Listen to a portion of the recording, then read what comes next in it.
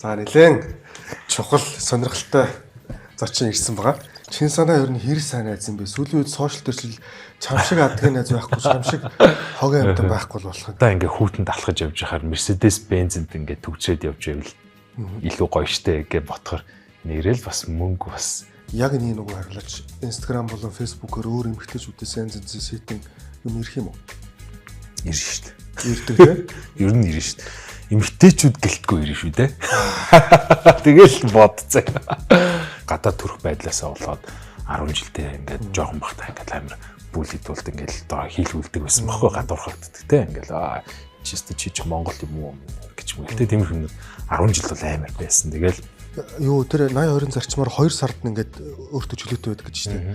Энэ бол их гоё, үнэхээр гоё санаа байна. Бас өөртөө хүртэл бодмоор юм байна. 15 настай байхдаа найрамдал цуслан руу яваад тэгээд буцаж 7 аварчаа буцаад ирдэ штэ. Тэгээ намайг тосгоод явж байхдаа миний яг доотлын дүү манай агчтай минь явж байгаад автобусд ороод нас орж исэн байхгүй. Тэгээд хэрвээ би ингээд тэр найрамдал цуслан руу яваагүй байсан бол миний дүүдтэй байх байсан болов уу гэдэг тийм харамсал байдаг. Ганцхан л харамсал байсан. Тэр. Наасан тэгээд яг сая нэгэнд дурддагцсных би яг асуух уу болох уу гэж хаад за асуухгүй өнгөрөөдөө гэж бодож ирсэн. Нэг нүгүү хэлэхэд бол манай аав ээж хоёул яг 100% монгол хүмүүс гэдэг байхгүй. Тэгээд манай аав намайг баг 5 настай байхад өнгөрч ирсэн. Тэгээд аавын маань одоо ингээд зургнууд л надад байдаг. Тэгээд ингээд аавыгаа харахаар манай аав ингээд яг ингээд монгол төрхтэй. Тэгээд ингээд аавтайгаа би амар адилхан байхгүй. Миний ус зүгээр юм. Гайгүй нөө. Гайгүй нөө. Миний үснээс гайгүй нөө. За тэгээд подкастэнд орж морно гэдээ бас үсэлсүүлээд тий үсэлсүүлээд нөгөө нэвтрүүлгийн үс төслөн дээр хийж идэрлээ шүү дээ. За сайн байцгаана уу. Bucket list talk буюу хүслийн жагсаалт ярилцлагын маань ээлж дугаар та бүхэндээ хүрэхэд бэлэн болсон байна. Бидний сонгон үзэж байгаа та бүхэнд маш их баярлалаа. За өнөөдрийн дугаарт нэлээд чухал сонирхолтой зочин ирсэн байгаа. Unitel Group-ийн маркетингийн брэнд хариуцсан ахлах чин санаа хүрэлцээрсэн байна. За юуны өмнө урилгын маань аваад хүрэлцээрсэнд баярлалаа гэж. Ажил төрөл бүхэн сайн уу? За баярлалаа. Дэжүү ажил төрөл дэжүү шүү. Гоё шинэ он гараад шинэ бүхэн гоё юм шинэ ирэхлээд аюу гоё нөө. Хойло оны өмнө тааралдаад тэгээд за би нэг ийм контент хийж байгаа хоёлоо гэдэг ингээд ярилцаад он гарангууд хийгдгээрэй гэж тийм ээ. Тийм. За ярилцлага маань bucket list буюу хүслийн жагсаалт гэдэг нэртэй. За тэгээд ер нь бол яг монголчилж орчуулах юм бол хүн өгөхөөс өмнө хийх ёстой зүйлсийн жагсаалт гэж явдаг юм байна. Тэгээд энэтэй холбоотой асуулт ярилцлагынхаа сүүлд хамгийн төгсгөлд асуух. Тэгээд хамгийн түрүүнд яг сүүлийн үед чин санаагаар сонин сайхан юу болж байна? Unitel Group-ийн маркетингийн албаны ахлах хийж байгаа юм. Энд чинь хэр удаж जैन. Тэгээд өөр бас нөгөө спортын замналын талаар сүүлийн үеийн амьдралын сонин сайхан юу болж байна? Сая шинэ он гараад гэдэг чинь шүү дээ. Шинэ ер нь юу төлөвлөж байна? За юм бас подкастэнд урьж оруулсанд баярлалаа. Тэгээд сүүлийн сонин сайхан гэх юм бол одоогийн байдлаар 26 онд дөнгөж гараад тэгээд гой төлөвлөсөн зүйлсүүд эхнээс нэргэжүүлэх гэл гой бодоод төлөвлөл явж байна. Тэгээд Unitel Group-т бол би ч одоо ингээд 14 дэх жилдээ ер нь бол ажиллаж байна. Тэгээд анх төгсөөл сургуулаа төгсөөл ер нь бол ажиллаж байсан. Тэгээд сургууль дээр оюутан байхдаа бол би нөө S-Band Leeds-д ажилладаг байсан. Хоёулаа тийм хэлцчихсэн тийм. Тэгээд оюутан байхдаа S-Band ажилладаг байж байгаа. Төгснөний дараа Unitel руу орж ажиллаад тэгээд яг давхар ажилладаг байсан. Өдөр Unitel дээр ажиллаад оройн S-Band дээр ажилладаг байж байгаа. Тэгээд яалч хоёр ажил дийлэхгүй цаг зав амжихгүй болоо. Тэгээд Unitel-д үлдсэн. Тэгээд би ч өөрөө нөгөө нэг санхүү эдийн засгийн дэд сургуулийн бизнес удирдлагын чиглэлээр төгссөн. Тэгээд үндсэн мэргэжил бол бизнес удирдлага гэхдээ илүү маркетинг тал руугаа болохоор Unitel Group яг маркетингийн албанд орж ажиллаад одоо ингээд 14 дэх жилдээ ажиллаад яг одоогийн байдлаар бол Univision брэндийнхаа брэнд хариуцсан ахлах гэж явж байгаа. Тэгээд ер нь бол Univision брэндэл хариуцдаг гэсэн үг те. Одоо маркетинг өнгө төрөх одоо урамшууллууд юу байх вэ гэл те. Тэр болгоно ингээд хариуцдаг. Бид нар ч ингээд багаараа ажилладаг, багаа ахлал ажилладаг. Тийм байгаа даа. Спортын хувьд бол найз нь бол яг нөгөө төмөр өргөж гиснээс хойш 17 7 он хүртэл төмөр яг тамирчны замналаар явж байгаа. Тэрнээс хойш нэг бэртэл аваад нэлээд завсарлаад. Тэгтээ завсарлахдаа бол яг нэг нэлээд хөнгөн маягаар бэлтгэл хийж явж байгаад буцаад нэг тамирчныхаа замнал руу камбэк хийж 2 жилийн өмнө камбэк хийгээд яг нэг дутуугаа дүүргэсэн гэх юм уу. Миний тэр үед анх төмөр бодиг спорт руу орж яхад боддог байсан зорилго маань бол хүсдэг байсан зорилго маань гадагшаа явж тэмцээнд оролцож үзэх юмсан гэдэг юм мөрөөдөлтэй байсан баггүй. Тэгээ яг нөгөө бэртэл авахаасаа өмнөхөн нөгөө нэг улс хот улстай эхний 3 байр эзлэн тамирчид чинь нөгөө Аз дэлхийн аваргын тэмцээнд рүү явах эрхээ авчдаг болохоор би ч нэг шууд бэртэл аваад тэр нөгөө нэг эрхээ авч чадаагүй болохоор дотроо нэг тийм мөрөөдөл аваадсэн. Тэрийгээ биелүүлж нэг 2 жилийн өмнө тамирчныхаа замнал руу камбэк хийж нэг үзээ. Тэгээд одоо бол яг ийм нэг бэлтгэл бол ийм гоё тогтцсон. Тамирчны замнал, тамирчин шиг ийм хүнд бэлтгэл хийхгүй. Гэхдээ байнгын ингээ хэм маяг болгоцсон ингээ бэлтгэлийн ажлынхаа хажуугаар хийгээд явдаг. Тийм байгаад чинь. Тэгээд өнгөрсөн онд гэх юм бол нэг одтой бүжиглийн шоунд орсон. Тэгээд одоо энэ жилийн хувьд гэх юм бол яг ажлын талбар дээр гэх юм бол манай Innovation брендийн хувьд бол маш гоё зүйлсийг төлөвлөж байна. Хэрэглэгчтэй гоё сюрприз өрхөөр ажлууд маань эхнээсээ төлөвлөгдсөн явж байна. Тэгээд дээрэс нь хамгийн онцгой зүйл нь юу вэ гэхээр Unitel Group-ийн хувьд бол 20 жилийн Innovation брендийн хувьд бол 15 жилийн энэ жил тохиож байгаа. Тэгэхээр бид нар тэр 20 жилийн тохиолдуулаад Unitel-ийн хэрэглэгч нартай ажилчтай ингээд хамт байсан хүмүүстэй гоё сюрприз барих гад оноос өмнө төлөвлөсөн. Тэгээ одоо яг акшн аваад ингээд ажлууд маань эхлээд явж байна. Тэгээд тун утгагүй бас гоё сюрпризүүд эхнээсээ задрах баха. Нилээн завгүй жил болох нэ дээ. 15 жил 20 жил 2 давхцсан жил юм ба штэ. Тий. Окей. За манай одоо нэг босчих. Зя. Ой за. За манай ярилцлагыг бас үзэгчдэд хүрэхэд хамтран ажилладаг, дэмжин ажилладаг бас байгууллагууд байгаа. Janus Floor цэцгийн дэлгүүр одоо манайхтай хамтраад нэлээд удаж байна.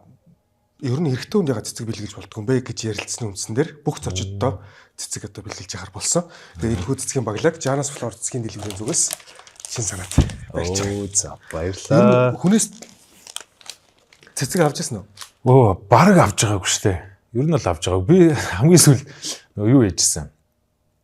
Монитагаар нэг цэцэг авсан юм байна. Ер нь бол яг ингэж цэцэг ингэж бэлгэнд авч байгаа. Эрэгтэй хүн ер нь цэцэг аваад байдаг шүү дээ. Тийм бах тий. Би одоо авч үзэг байх хэрэгтэй. Цэцгээ ингэж хажууд байгаа юм чи. Janus Floor гэж тий. Та бүхэн Facebook хаягаар Janus Floor гэдэг би dot-ийн description хэсгээр бас оруулчихна. Тэгээд ороод хүссэн баглагаа захиалаад авах боломжтой. Тийм шүү дээ. Манайхан гоё аваар удахгүй бас нөгөө Валентины баяр, Март цэцгийн баяр гэ болох чинь гоё цэцэг бэлгэлээрээ. Тэгээд хүмүүс чинь ингэж идэм бил ш нөгөө нэг цэцэг ингээд өвчтөг болохоор ингээд шал хэрэггүй шүү дээ. Тэрийн ойронд ингээд гоё хэрэгтэй маавд өгч гэж ярьдаг. Тэгэд саяхан нэг хүнээс сонссон чинь хүн ингээд нөгөө цэцэг авж байгаадаа биш энэ цэцгийг аваад ингээд гэртээ харьж байгаадаа биш. Цэцэг яг тэр авж байгаа тэр яг тэр тухайн моментийн гоё мэдрэмж тэр нэг сэтгэл хөдлөл баярыг мэдрэхийн тулд цэцэг авдсан шүү дээ. Тийм билээ. Тэгээ би бодохоор бас сая ингээд цэцэг авсан чи яг тэр мэдрэмжийг авсан чи ойлгож байна. Цэцэг бэлгэлээрээ хайртай хүмүүстэй. Janus Floor цэцгийн дэлгүүр гэдэг Facebook хаягаар ороод та бүхэн хүссэн цэцгээ бас эртнээс захиалаад авах юм бол бас яг цагт тулчгаар бас ачаалтай байх шүү дээ. Битүү очролтой шүү дээ. Тэр цэцэг нөгөө цэцэг өгдөг боловч цэцэг авсан мэдрэмж нь өгдөггүйгээд тэр яг үн юм бэл би ч өөрөө жоохон тийм нэг одоо төмс маягийн юм байхгүй юу? Ер нь бол нэг тийм Валентин гэхээр надад гэж санагддаг. Би ч төрс өдрөөс тэмдэглэдэг юм шүү дээ. Тэгээ би чи их нэртэй цэцэг энэ бэлгэлж өрн үзээгүй байсан. Наа чин тэгээд аваад тэгэл өгч штэ хэд оноо гэдэг. Сүүлийн үед бол бүр тэс өөр юм байна. Энэ мэдрэмж нь зүгээр цэцэг гэрт байх тэр мэдрэмж үнэхээр тансаг юм бэл. Тэгээ нөгөө бас хин нэг баярлуулна гэдэг чинь сайхан зүйл шүү дээ. Тийм шүү дээ.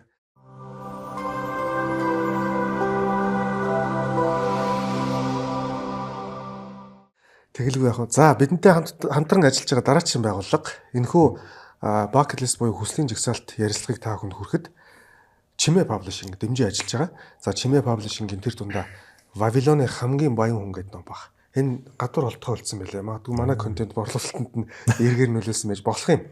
Тийм бол үнэхээр сайн байна. Хэрвээ таны амьдралд санхүүтэй холбоотой ямар нэгэн асуудал байдаг бол энэ номыг заавал уншиж үзээрэй. Тэгээ би одоо дугаар болгон дээр бүх зочдтой бэлгэлсэн. Миний амьдралд маш томор өөрчлөлт оруулсан юм ном юм байна. Цагаан толгой энэ ном хоёр. Тэгээд 1926 онд бичигдсэн ном. Энэ жил 100 жил нь болж байгаа. Goodreads-ийн 426 үнэлгээтэй 5 ононоос 426 гэхээр асар өндөр үнэлгээтэй ийм ном байгаа. Тэгээ мэдээж санхүүгтэй асуудал ямар нэгэн байдлаар санхүүгийн асуудалтай хүн байх юм бол энэ номыг авч уншаад бас гарц гаргалгаа олдох байхаа гэж бодож. Зүгээр нэг гоё юм адал явдалтай ном уншиж байгаа юм шиг мөртлөө маш өндөр өгөөжтэй ийм ном байгаа. Би ер нь 40 гаруй хүн бэлгэлж байгаа дугаар болгон дээр болон хуваараа найзуудтай энийг уншаасаа гэсэн хүн болгон бэлгэлдэг ийм ном байна. Тэгээд энэ номыг чин санаадаа. Чимээ паблишингийн зүгээс та бүхэнд манай зочдод өгч байгаа юм шүү. Санхүүгийн асуудал. Миний тэгээд болж игэл зав цагаараа уншаад сэтгэлээ хэлэр. Наач нэрээ баг 0-до сууж яхад л уншчихсан маш энгийн орчуулга маш сайн. Тэгээ өөрөө нөгөө бичигдсэн хэлбэр нь зүгээр нэг үйл явдал гараад байгаа байхгүй. Вавилоны 2000 хэдэн зуун маш олон мянган жилийн өмнө байсан Вавилон хотын амьдрал гарна. Тэгэл тэнцээ болж байгаа л хүмүүсийн ядуу баян хүмүүсийн үйл явдлууд харилцаа гарна. Гэхдээ үнэхээр супер. Маш гоё. За ийм ном байгаа. Тий. Тэгээд хамгийн гол нь уншаад гоё сэтгэлээ хэлээрээ дараа. Өөр ажлынхаа ширээн дээр тавьчих. Ийм байгаа. За. Ярилцлага маань өгшөө түрүүний миний хэлсэнчлэн хэд хэдэн тогтсон асуултуудтай байгаа. Тэгээ гоё хөнгөн явна. Маш гоё ингээд чөлөөтэй ярилцлага шүү те. Вавилоны хамгийн баян гэдэг энэ ном маань болохоор санхүүтэй холбоотой. Тэнгүүд ярилцлага хоёлаа санхүүтэй холбоотой асуултаар эхлэе. Чин санаагийн хувьд гэх юм бол мөнгө хэр чухал вэ буюу хүмүүс мөнгөөр аз жаргалыг авч чадах уу? Мөнгө миний хувьд л чухал шүү дээ. Бид нар ч одоо яг нөгөө нэг манай 80-90 оныхан ч яг нөгөө үе солигдчихсэн нөгөө нэг улс төрийн ингээд улс ороо өөрчлөгдөжсэн нийгэмд яг төрсөн тэр үеийн хүмүүс болохоор мөнгө амар тийм гинт ингээд мөнгөний ашаал өөрөлж байсан үе төрсөн хүмүүс гэдэг ч юм уу тэр утгаараа ч юм уу багасаа л надад бол мөнгө бол амар чухал байсан. Тэгээд анзаараад хахад бидний ингээд үеийн хүүхдүүд бидний үеийн залуучууд ингээд бүр хүүхдтэй байхаас ажил хийгээд үтцсэн мөнгөний үнцийг ингээд мэддэг болцсон ингээд байдаг юм шиг анзаарагддаг байхгүй. Ингээд бүр 10 жилдээ байхдаа л ингээд зөөгч угаагч хийгээл те. Тэгэл бүр ингээд яг мэрэгжил эзэмшээд ингээд үнцэн ажилд орохосоо өмнө хүртэл ингээд янз бүрийн байдлаар ингээд ажил хийж үзээ тэр ингээд мөнгөний үнцнийг ингээд би болгоцсон. Тийм байдаг. Тэгэхээр миний хувьд бол мөнгө бол маш чухал. Гэхдээ нөгөө нэг хүний нөгөө амьдралаа авч болох нөгөө хамгийн чухал 5 зүйл гэдэг байдаг шүү дээ. Тэр 5 зүйл юм бол хамгийн сүүлд нь орох чухал зүйл нь байгаа даа байхгүй. Ямар ч чухалдаа орох байгаа гэхдээ хамгийн чухал нь бол биш. Тийм нөгөө нэг мундаг хүний нэг ихтгэл байдаг шүү дээ. Ингээд нэг жонглерддаг нэг ихтгэл байдаг шүү хүн болгон мэдэн дээ. Шилэн бөмбөг. Тийм шилэн бөмбөг, ирзэн бөмбөг гэх те. Ирзэн бөмбөг нь бол мөнгө байдаг те. Мөнгө ажил алба байдаг. Яа шилэн бөмбөг нь бол гэр бүл, эрүүл мэнд байдаг ч гэдэг ч юм те. Гэхдээ маш хамгийн чухал 5 зүйлдээ бол орно. Тэгээд мэдээж хэрэг нөгөө нэг хамгийн номер 1 нь бол биш гэх гээд байна. Тэгээд яг мөнгөөр аз жаргалыг худалдаж авч болдгоо гэдэг дээр би ингэж боддгийн. Аз жаргал гэдэг нь өөрөө юу юм бэ гэдгийг эхлээд бодох хэрэгтэй байх гэж бодод байна. Тэгээд миний бодлоор бол мөнгөөр аз жаргалыг худалдаж авч зарим аз жаргалыг худалдаж авч болно, зарим нь болохгүй.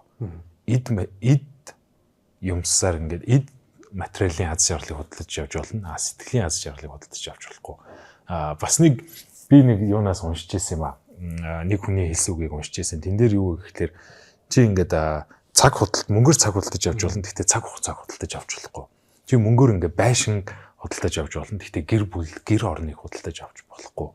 Тэгээ чи мөнгөөр ингээд хоол унд худалдаж авч болох ч гэсэн чи ингээд эрүүл мэндийг худалдаж авч болохгүй гэдэг нэг тийм юу гэсэн бохоггүй. Мөнгөөр секс худалдаж авч болно. Гэхдээ хайрыг худалдаж авч. Оо тий яг наа. Чи яг тэр хэсэг хэлсэн юм ба. Би тэрийг ингээ хэлж мэдэхгүй амар дараахан зөв хэлсэн. Би бүгдийг зээжилсэн байж байгаа. Чи албаар тэрийг үлдээгээд байгаа. Тэгээ яг тэрийг би бүр ингээл яг анх уншиж байгаа л нэрэл тийм дээлгээ бодож исэн байхгүй. Яалтчгүй тийм байдаг. Тэгээ энийг ингээ бодохоор аз жаргалыг худалдаж зарим нь болоод зарим нь болдгоо байгаа даа байхгүй. Тэгэхээр яалтчгүй амар чухал хэрэгцээтэй зүйл. Гэхдээ хамгийн чухал нь биш болчиход байгаа. Тэгэд нэг манай нөгөө юун дээр одоо манай хот ч амар төвжрээтэй тэгээ сая амар хүүтэн боллоо штэ. Тэгэнгүүт нөгөө нэг гадаа ингээ хүүтэнд алхаж явж байхаар Mercedes Benz-д ингээ төгжрээд явж байвал илүү гоё штэ гэж ботхоор нэрэл бас мөнгө бас зарим нэг аз жаргалыг хөдөлж авч болох юм байна да гэж бас бодогдож байгаа байхгүй. Айгу харьцангуй асуулт болж байгаа тийм. Тэгэхээр ерөөсөө ингээл яг мөнгийг чухалчилж үзэхдээ тэр нөгөө хамгийн чухал 5 зүйлийнхаа зөв ингээд тал дээр нь тавиасаа л тавих нь л чухал юм шиг байна. Миний бодлоор. Зүгээр мөнгөний төлөө юу ч хийсэн эсвэл одоо эрүүл мэнд бусад юм зойлоослоод яваад аж болохгүй гэдэг юм санаа байгаа шүү дээ. Окей. Яг спортын хүн болоод хэдэн жил болж байгаа гэсэн бэ? Би яг яг тамирчин болсон он гэх юм бол 2014 он. Одоос 12 жил. 12 жил юм. Тийм байна. Яг анхны тэмцээндээ орж исэн үе гэж 14 он гэрч яг 12 жил юм байна. Тэгээд тэрнээс ч өмнө 2 3 жил зүгээр ингээд тамирчин биш ингээд дөнгөж ингэж эхэлж исэн. Сонирхож маягтай. Тий, сонирхож маягтай явж исэн. Тэгэхээр нэг төмөртөө найзлаад 15 жил бодиг спорт руу ороод ч одоо 12 жил болж байгаа юм да. Би нөгөө асуух гэдэг зүйл нь бас нөгөө дугаар бол зарим дугаар дээр ингэж асуудаг асуулт байгаа. Алкогольны талаар. Сүүлийн үед нөгөө бидний үеийн залуучууд ер нь зарим нь бүр ингээд алкоголоос эрс татгалзаж явах шиг байна. Зарим нь болохоор бас илүү автаад авах шиг байна. Ингээл хүмүүс янз янзаар л ярьж байна л да. Өөрийнхөө үзмжээр. Чин санаагийн үед гэх юм бол алкогольны хэрэглээ ямар хөө байдаг вэ? Тэгээд дээрэс нь алкогольны талаар ер нь ямар бодолтой явдаг? Найз нь бол миний хэрэглээ бол би огт уудаггүй хүмүүсийн хажууд уудаг болчиход байгаа. Амар уудаг хүмүүсийн хажууд бол би баг юм лам шиг юм баг уудаггүй. Тэр нь яагаад тэгж ийн вэ гэхлээр би ингээд өөртөө нэг юм баланс гэдэг зүйлийг барьдаг. Тэр нь бол 80-20-ын систем гэж ярьдаг юм да хүмүүс бол. Тэгээд жилийн 12 сарын яг 2 сард нь л би ингээд өөртөө нэг алкогол уух чөлөөтэй байх нэг 2 сарыг олгочдөг. Үлдсэн 10 сард нь юусоо амсахгүй уухгүй. Тэгээд тэр 2 сар нь юу гэхээр нэг нь болохоор яг шинэ жилийн үе буюу 12 сар. Тэгээд нэг нь болохоор яг зуны аялал зугаалгын сар. Тэгээд тэр үеэрээ би ингээд өөртөө ингээд яг гоё чөлөө өгөөл өгснээр ууж болно. Найзын төрсөн өдөр янз бүрийн юм болвол очиод хамтдаа ингээд гоё баярлцсан ингээд яаж болно. Зуны зугаалгаараа аяллаар явж байгаа нэг майхнаа бариад гал түлээ сууж захтаа нэг пив уучдаг ч юм тийм байдлаар уудаг. Бус үеэр бол ерөөсөө уухгүйгээл дотроо ботчихдаг. Тэгэхээр ерөөсөө миний нөгөө амьдралын юм аяа бэлтгэлийн юм системтэй ингээд маань яг гоё уралдчихдаг байхгүй. Тэгэхгүй ингээд хүмүүс чинь ингээд бэлтгэл хийгээл яг нэг цар бэлтгэл хийж идэл гинт нэг найзын төрсөд гарч ирэл уух уу яах уу гэж дотроо бодоол за уухгүй гэчихэр нөгөө хүмүүс маань намайг муухай хэлчиндээ уучгаар нөгөө бэлтгэлийн хамаг үрдэн алга болчихно гэж дотроо шаналал тэрний орон те яг нөгөө уухгүй чинь таарсан бол уухгүй найз нь уухгүй штэ гээл яг уудаг үеийн таарсан бол шинэ жил болж идүүлэх гоё бай гээл уучдаг тийм ер нь бол тийм наачста амар юм байна тий ингээд амар ингээд системд оруулчихвал амар одоо бид нар ингээд хоёлаа ингээд адилхан л нэг компанид ажилладаг хүмүүс нэг ээлжийн амралт авдаг шүү дээ. Ээлжийн амралт авал яг амардаг. Бус үеэр бол яг ажиллаа байдаг. Яг тэгээд дүрмтэй олчвол амар юм лээ. Яг хичээл бас хичээлтэй адилхан. Хүүхдүүдийн хичээл амруул гоё амарчдаг тий. Хичээл үеэр ингээ заавал хичээлдээ явдаг гэдэг шиг. Тэгчүүл их амар. Тэгвэл ингээд юм нэх гоё ойлгомжтой системтэй байдаг. Тэгээд би бол алкоголыг бол ингэж боддөг юм. Алкогол бол ингээд хүн тодорхой хэмжээний ингээд яаж хэрэглэхээс ямар хүмүүстэй байхаас ямар орчинд яг ямар цаг үед ингэж яаж хэрэглэхээс хамаарат ямар шалтгаанаар байхаас хүнд амар гоё аз жаргалыг өгч болно. Аюу гоё юм ойлголцохгүйсэн найзуудыг ойлгуулдаг те хүн ингээд дотроо уудалж чадахгүйсэн маа уудлуулж гаргадаг ч юм те ингээд юм гоё давуу талууд бас байд юм а яалтч хүний нүгэл. Гэхдээ бас сөрөг талууд нь бас байдаг те ингээд хэрэгтэй өгд оролцдог донтуулдаг гэдэг ч юм те.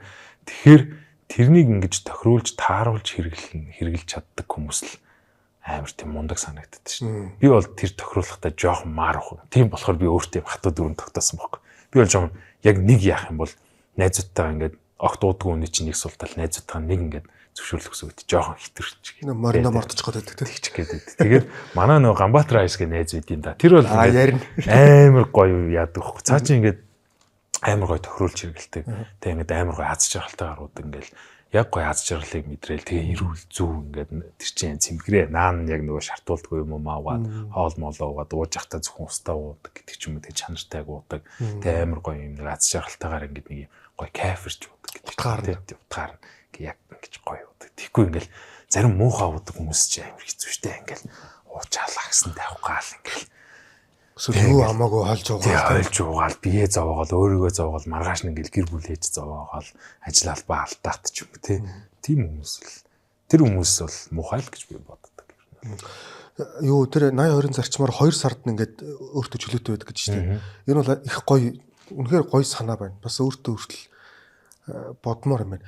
Тэгэд энийг өгшө дагж ингэж хэрэгжүүлж явж чадчих гэдэг чинь маш сайн юу шүү дээ. Одоо сахилга бат байгаад шүү дээ. Ер нь гэхдээ амруугүй үстэй юм чинь.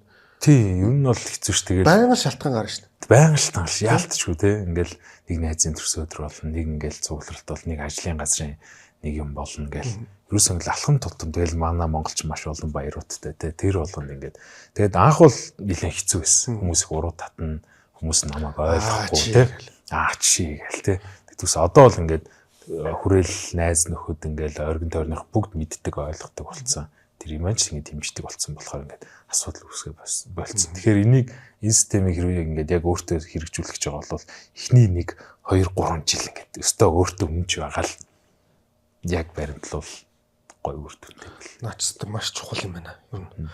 Дээрээс нөгөө спортын замналчин бас энэ яг бодсон сансан энэ дадлаа хэрэгжүүлэхэд их тус болд юм болов уу сая дотор бодлоо. Тийм, ер нь бол спортын ачаар л энийг яасан хэрвээ ингээл спортоор хичээлдэггүй байсан бол за яах вэ нэг гусч гээл тэгчих гээд байгаа байхгүй тий. Яавал гэж хэл. Тийм за яавал гэж нэг ганц удаа нэг өнөөдөрт нэг 2 бие уухад яах вэ гэдэг ч юм тий. За найз нөхөд гэдэг чинь чин санаа ер нь хэр сайн найз юм бэ? Сүүлийн үед сошиал дээр чил чам шиг адгийн найз байхгүй, чам шиг хогийн амтан байхгүй л болох. Тэр нөгөө нэг хиний Габигийн гэрт очиод нэг баахан юу одоо тэр юу гэж хэлдэг нэгжлэг хийсэн шүү дээ. Хэрэглэгдэх хүнүүд гарсан шүү дээ.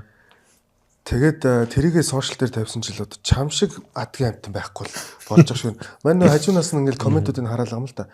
Тэгээд сүүлдээ чи залхаад нэг юу оруулж байгаа шүү. Одоо тайлбарлах юм уу гэх юм те. Тэр ер нь яг юу болсон юм? Тэр сая бичлэгийн өмнө бол тэр ерөөсө тавилттай бичлэг биш гэж байна тийм үү? Габигийн гэртийг тиймэрхүү зүйл байдаг. Тэгээ ер нь айл гэрт тийм зүйлс байх нь тийм хойлос зүйл юм уу? Гоё юмнууд байл шүү дээ. Тарти тэгээд ер нь ингээд Габи Питер чи ингээд аюу олон жил найзалж байгаа 15 6 жил найзалж байгаа. Тэгээ би нэгэ байнга явуулдаг, шоглдог. Тэгээ би саяхан Габи намайг ингээд Facebook дээрээ муу сугаач уцаа аваач гэдэг намайг ингээд бис хийж байгаа 3 жилийн өмнөх пост нь memories дээр гарч ирээд тэгээ би тэрийг шеэрлж байгаа. Тэгэхээр тэр тийм олон жилийн өмнөөс би тэр ингээд би нэгэ ингээд шоглосоор ирсэн тийм найзууд байхгүй. Тэгээд тэрийг нөгөө зарим хүмүүс бас мэдгүй ойлгохгүй байх шиг байна. Тэгээд тэр гэрд байгаа нөхцөл байдал юу болсон бэ гэхээр би ингээд үе Габигэнд очдог. Тэгээд манай Габи чинь болвол ингээд бидний бодвол ингээд сингл жинхэнэ эрх дураараа эрхчлөөтэй ингээд тэр нэг гоё аз жаргал мэдэрч амьдарч байгаа залуу байхгүй. Тэгээд хүснээрээ ингээд ажиллаа байдаг, дуртай ажиллаа байдаг, хүссэн үнтэйгээ уулздаг ингээд хүснээрээ амьдардаг тийм хүн байхгүй. Тэгэл гэрт нь очиод амар сонирхолтой ингээд манай гэр бол одоо чивдэрийн гэр болж нэг яг гэр бүлийн ингээл байдаг л гэр бүл тоглоом моглоом ингээл үзрэл яг юм айл байдаг шүү дээ. Габигийн гэр бол Габигийн гэр бол ингээд нэг юм орохоор гэр чим шиг юм шоуз ингээд гоё газар чим шиг тийм ингээд оронгууд юм сонирхолтой зүйлс байдаг. Тэгээ би тэрийг ингээд хүмүүст гоё хөгжилтэй байдалтай болох гол ингээд сторинууд ингээд хийсэн байхгүй. Тэгээ дараа нь ингээд хүмүүс айгүй хаахаа reply дал бахаар нь би чиний энийг ер нь рис болгоод орууллаа шүү. Чиний энэ нэг садар самааныг олон нийтэд би ингээ харуулмаар байна гэсэн чинь эхлээд дургүй байсан заачаа. Чи яах гэдэг үүрээ болооч наач хүмүүс муу хэлнэ ингээл тэгчээснэ. Нэг цагийн дараа гинт за нэрээ оруулчих юм уу гэж за чи өөрөө тэгсэн баг. Тэгэхээр за би орууллаа шүү. Чи тэгээд маялаа тавь. За тийм оруулчих гэдэг. Тэгээ оруулсан баг. Ер нь бол ингээд тэр ингээ хөндлөнгөөс харах юм бол ингээ би нэг амар юм доош нь хийдэг ингээ увайгүйгээр ингээд би нэгэ доромжлол юм шиг харагддаг мөртлөө цаана юм цензурус байждаг. Хаяа одоо Габи жишээлбэл манай ихнэр хүүхдтэй холбоотой юм. Ямар ингээд дийслэхгүй гэдэг ч юм уу те. Би бол жишээ нь оруулахаас өмнө Габиас асуугаа. За би чамайг ингээд хэллээ шүү багш минь өнтер гэж юм гээд за гэдэг ч юм уу те. Арай хитэрцээ байвал за бити надаа хий гэдэг ч юм уу. Тийм бүх юм цензурны юмнууд байдаг. Тэгжээж ингэж яаж байгаа. Тэрнээс ш ингээд улаан цайв тийм амар энийг хичгэлээд байсан бол тэр одоо үдид найзлахгүй л хөвчсэн байх болов уу гэж бодож байна. Би хэр найзсан бэ гэдэг асуултан дээр бол би жоох муу найз зарим үедэд бол жоох муу найз байх гэдэг. Нөгөөний бэлтгэл ингээд нөгөө гэр бүлдээ илүү их цаг гаргадаг. Тэгээд архитаар суудгүйгээсээ болоод жоох муу найз болчих гээд байдаг. Нөгөө найзуудынхаа зарим нэг баяр дээр нь очиж чаддгүй ч юм уу те. Зарим нь ингээд уул завч шан дээр ингээд байн ба очиод ээж чаддгүй ч юм уу те. Тэр талаараа жоохон муу найз болчих гээд идэв. Тэгээд яг уу би өөртөө бол нөгөө тэгж л бод. Ингээд яг миний ингээд чин зүрхний ингээ ойрын найзуудад маань үнэхээр ингээ миний яг юм зайлшгүй туслалцаа хэрэг болох юм бол би тэн дээр ингээ заавал байна гэдэг юм бодолтой байдаг. Тэрийг бас ер нь бол их хэрэгжүүл гэж хичээдэг. Ер нь бол тийм. Тэгээд нөгөө яалтчгүй ингээ нөгөө зарим ингээ нөгөө юунаас болоод тэр нөгөө нэг бэлтгэл гэр бүл ингээ ажил төрөл ингээ юунаас болоод найзуудад бас цаг гаргаж чадахгүй үед бол зөндөө байна уу байна. Гэхдээ миний яг ойр дотны найзууд бол тэрийг маань амар ойлгодог, хүндэлдэг. Тийм болохоор л ер нь бол гоё гэдэг шин. Мэдээж нөгөө байн уулзаад байх бол нэг сайн найзын хэмжүүр биш шүү дээ тийм. Тэр саяны чиний хэлснээр тэр үнэхээр хэрэгтэй үед нь хажууд нь байж чадчихвэл тэгээд болох бол бас би бол адилхан бодолтой.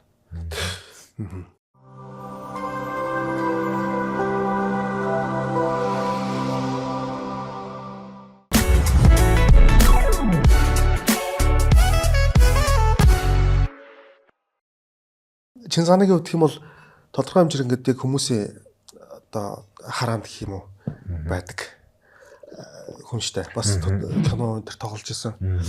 Тэгээд янз янзын юм саяны жишээлбэл Габи хоёрын тэр рил дээр ингээд хүмүүсийн янз янзын юм доромжилж байгаа юм шиг шүүмжч юм шиг юм айгүйх битсэн байсан. Ер нь бусдын тэр комментээр ирэх тийм эсвэл магадгүй чат мод иртгэл байлгүй. Тиймэрхүү одоо юм сөрөг хандлагыг яаж хүлээж авдаг тэрнээс ер нь тэр стрессээс гэх юм өөрөө яаж хамгаалдаг вэ? Анх бол амар имзэгэлдэг байсан ер нь л. Энэ үг хэлэхэд амар ингээд имзэгэлдэг байсан. Тэгээд хүмүүс ингээд маш ихээр ингээд муухагаар доромжсон комментууд их бичнэ, доромжсон чатнууд их явуулна. Тэгээд тэр болгоно ингээд анх ингээд яг ингээд сошиал дээр ингээд олон таагчтай болоод олон хүн танигдаал гэд ирэнгүүт тийм нөгөө нэг тэр нь ингээ гой мөртлөө тэрнийх нь дагаж ирдэг нэг юм муухай сөрөг сул тал нь яг тэр байгаа байхгүй тий. Хичнээн нөгөө нэг дэлхийн ингээд хичнээн супер мундаг ингээд одоо төртөл бас үзий яадаг ш нартай доромжлсан комментууд бас авдаг л байгаа байхгүй. Тэгээ тэрэн дээр ингээд анх бэлтгэлгүй байсан болохоор ингээд амар хүнд тусаал энэ хүн намайг яагаад ингэж байгаа юм бол би энэ хүнд ямар буруу зүйл хийсэн бол яасан бол гэж дотроо шаналал ингээд нэг 10 амар сайлсан гоё комментууд байж хад ганцхан муусан коммент авахт тэрийг бодоо шаналал амар бол ингээд дотроо ингээд уурал ингээд бачимддаг байсан байхгүй. Тэгээд өнөө л анх тэгдэг гэж бод 2-3 жил ер нь тэгж явж байгаа. Сүүл рүүгээ ер нь бол ингээд тасчдаг юм бэл. Цэцгэлтэгж л идэх ингэж л идэх ингээд. Тэгээд нилээн тасаад тэгээд ер нь бол дүжирсэн л тоо. Тэгээд тийм тоохоо байсан. Тэгээд заримд нь бол ингээ хариуг нь барьдаг байсан, заримд нь тайлбарыг өгдөг байсан, зарим нь шууд хайдаг байсан. Тэгэл яалтчгүй л ингээд нөгөө дотроо нэг тийм юу бодчих хэвээр юм шиг байна. Чамд ингээд манай нэг найз хэлжсэн байхгүй. Чамд ингээд урд чинь ингээд хийх их ажил байна, чамд ингээд олон зорилго байна, чамд хийж бүтээх маш их зүйлс байна, санаа тавих гэр бүл байна, ажилч юм байна, ийм олон зүйл байна. Хахад тэр хүмүүсийн муулж байгаа, тэр хүмүүсийн ингэж байгаа битгий анхаараа тэрийг зүгээр орхих гэдэг нэг манай найз хэлжсэн баг. Тэгэл за нэрээ тэмдээ тэрийг бодож ингэ шаналж яхаар тэр нэг цаг хугацаа өөр юм зорцуулъя гээл тэгжсэн. Тэгээд тэрийгээ ингээд манай бас нэг бэлтгэл хийдэг найз тэгжсэн баг. Тийм үү? Ингээд тэр нэг ингээд намайг ингээд муулцсан байх гэсэн чинь манай нэг бэлтгэл хийдэг цуг бэлтгэл хийдэг найз маань. Манай лавгагийн найз маань тий. Өгсөн бити тоо өгсөн гөлгнүүд угаас атархаж байгаа хоёлоо бэлтгэлийн амир хийгээд за тгийгээд ингээл амир ингээд нэг уураа бэлтгэлээрээ ингээд амжуулж ингэж гаргаж байгаа тийм уурандаа ингээд бэлтгэлийн амирсан ингээл тэгэж ингээд ер нь бол ингээд бэлтгэлийн амир тусалсан. Тэгээд багтаа бас ингээд найз нус ингээд нөгөө айгүйх бас гойчлуулдаг юм уу үед байсан байхгүй. Тэрийг ингээд нэг өөрийнхөө нэг сэтгэл зүгээр арай ээж давж гарсан тулд бас тийм сэтгэл зүйн дархлаа гэсэн өөртөө бас багасаа ингэ суулгаж юм байна гэж би бас ажигласан. Одоо нэг яг нэг гадаад төрөх байдлаасаа болоод 10 жилдээ ингээд жоохон бахтай ингээд амар бүлэд тулд ингээд доо хийлгүүлдэг байсан баггүй гадуурхагддаг те ингээд энэ чи ч Монгол юм уу гэж мэл те тиймэрхүү 10 жил бол амар байсан. Тэгэл тухайн үед би чи ингээд муудалцахтаа муудалцаал алцахтаа алцаал алуулахтаа алуулаад говтохтой гомдол тэгж явж байгаа. Тэгээ сүүл рүүгээ тэрийгээ би ингээ ургуулад давуу тал болгоод яад ингээд тэгээ манай нөгөө нэг киноны зохиолч Шүрэн Бугууч киноны зохиолч ихч манад хэлжсэн байхгүй. Чиний төрх бол амар гоё төрх. Чи энэ төрхөөрөө бусдаас ингээд дахин давтагчгүй төрх. Тэгээ энэ төрхөө ашиглаж маш их зүйлд хүрэх болно. Чи харин өөрөө гол нь сэтгэл санаагаар унахгүй өөрөө амар хичээл зүтгтэй байх хэрэгтэй шүү гэж хэлжсэн. Надад тэр үед яг ороод тэгээ тэрнээс хойш би ерөөсөө тэр хүмүүсийн хэлж байгааг тоохоо болол би улам ингээд хүмүүс намайг дормжлоход нөгөө хялалцах тусам гялалзан гэдэг шиг тий бэлтгэлээ гээл бие улам гоё болгоод хичээл номонд анхаарал боловсрлоо дэвшлүүлээл улам нөгөө хүмүүсийг нөгөө ингээд дормжлох тусам л ингээд яагаал тэгээд угаасаа ээж манай ээж өсөлдөг байхгүй чи ингээд буруу зүйл хийгээгүй хулгай хийгээгүй худлаа яриаггүй тийм болоход чи ингээд яах хэрэггүй ингээд өөрийнхөө зорилгын төлөө ингээд гоё хичээл зүтгэлтэй бай гэд надад урам өгчсэн баг. Тэгэл ер нь багасаа ихсүүлээл ер нь 10 жилээсээ л ийм доромжллыг амсч явсаар гал дархлаатай болцсон байна. Одоо ямар ч тоохгүй. Тий одоо бол ер нь тоохгүй. Ер нь бол айгүй сайн дархлаад байна. Одоо тэгтээ нэг үе бол бас ч гэж нэг тэгээд байхаа бас хүмүүс болж явах шүү дээ. Тий ер нь бол хайрцангуй гайг болсон шүү. Тэр чинь хүлэн зөвшөөрөгдөж байгаа байхгүй. Тий. Наас тэгээд яг сая нэгэнд дурддагцсных би яг асуух уу болох уу гэж хаад за асуухгүй өнгөрөөдөө гэж бодож ирсэн. Тэгээд асуухад өгшөө ер нь яг аль талаас юу юм одоо аавынхаа талаас юм уу ээжийнхаа талаас юм уу? Ер нь бол юу энэ сэдвийг ер нь гэхдээ баг ер нь ярьж байгаагүй юм биш үү? Анхудаа л баг ярих чинь. Тэгээд яг нийл нүгүү хэлэхэд бол манай аав ээж хоёулаа яг 100% монгол хүмүүс гэдэг байхгүй. Тэгээд манай аав намайг баг 5 настай байхад өнгөрч ирсэн.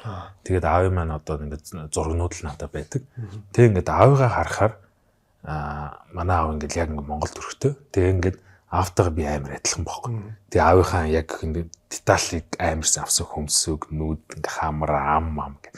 Яг харгууд амар адилхан ингээд зургнуудын ойртол. Тэнгүүд манай аав ингээд ерөөхдөө нэлээ монгол төрхтэй монгол хүн байдаг. Тэгээ би болохоор ингээд үсээ халзлуулсан болохоор ч тэр юм ингээд жоох өөр харагдаад. Тэгээ би зүгээр бодохдоо бол ээж мэж хэлж бүр ингээд дээр үеэс л ирж мэрсэн нэг 2 3 үеуд минь дараах л ирсэн юм байх л гэж надад зүгээр ярьжсэн. Тэгээ би нэг тийм гэж л боддоо шин. Тэгэл яалтчгүй ингээд аавынхаа зургийг харахаар яг л байгаад байгаа. Угаасаа яг тийм байд ингээд хэд хэдэн үеийн 2 3 үеийн дараа энэ ингэж өөр төрх ингэж илэрч гардаг ч юм уу тийм байдаг гэж ярьдаг.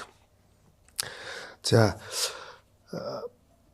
ерөнхийдөө хоёлаа чиний ярианаас ингэж ургуулад асуултуудаа дэлгэрүүлээд тэгээд бас үндсэн яг байнгын асуудаг хэдэд асуултаа сайхан асуугаад явчих. Амьдралаас авсан хамгийн том сургамж хамгийн одоо гарцаагүй тийм юм байна да гэж ойлгосон, эргэлзээгүй, итгэсэн, үнэмшсэн тийм зүйл юу вэ? Юу ч гэж бол.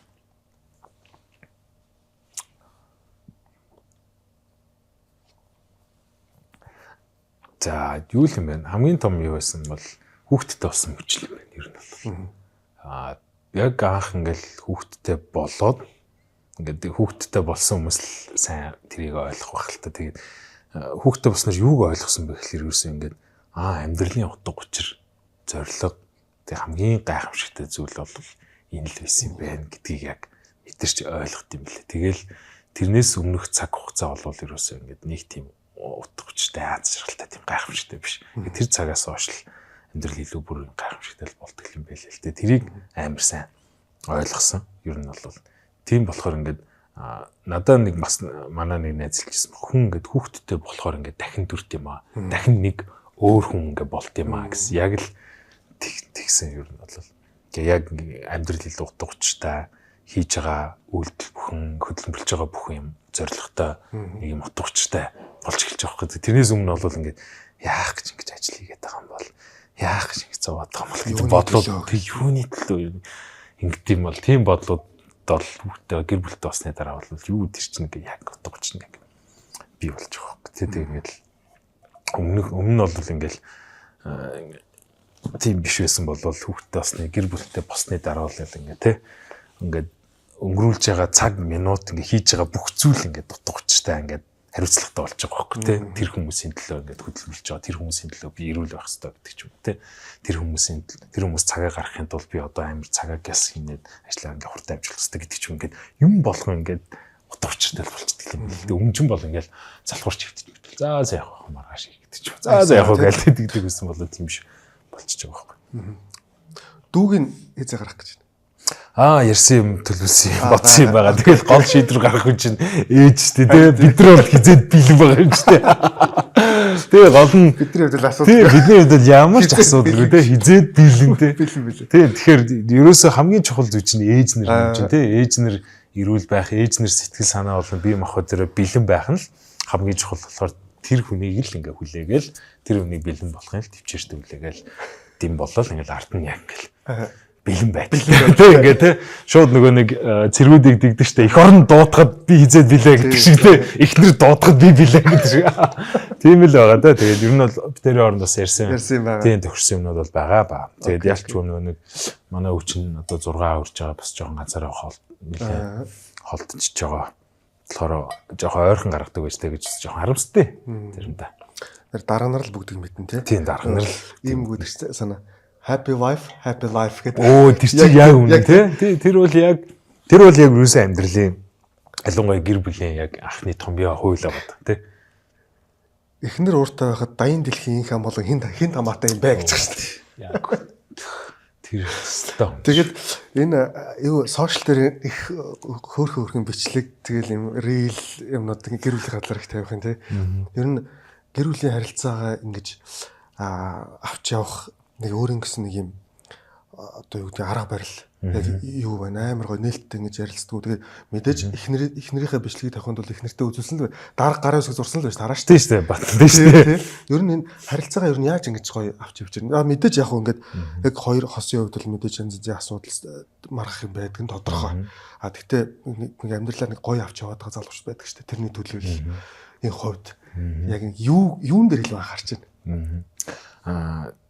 Тэр нь бол бүгд эхнэрийн зөв. Тий, бүгд л эхнэрийн зөв. Тэгээд одоо ч гэсэн ингээд нөгөө харилцаагаа гоё байлгах гэж гоё авч явах гэж суралцсаар л энэ хичээсээр л бид нар чинь анх удаага л амьдарч байгаа хүмүүс юм чинь алдах хондох зүйл маш их байдаг. Тэгэл нэг нөгөө хэлэхэд бол битэрийн харилцаа бол тийм дардан байгаагүй, уналттай, бусалттай, салалттай үед бол байсан, хэрүүлтэй, уруултай, зодон цохинд ч хурж байгаагүй.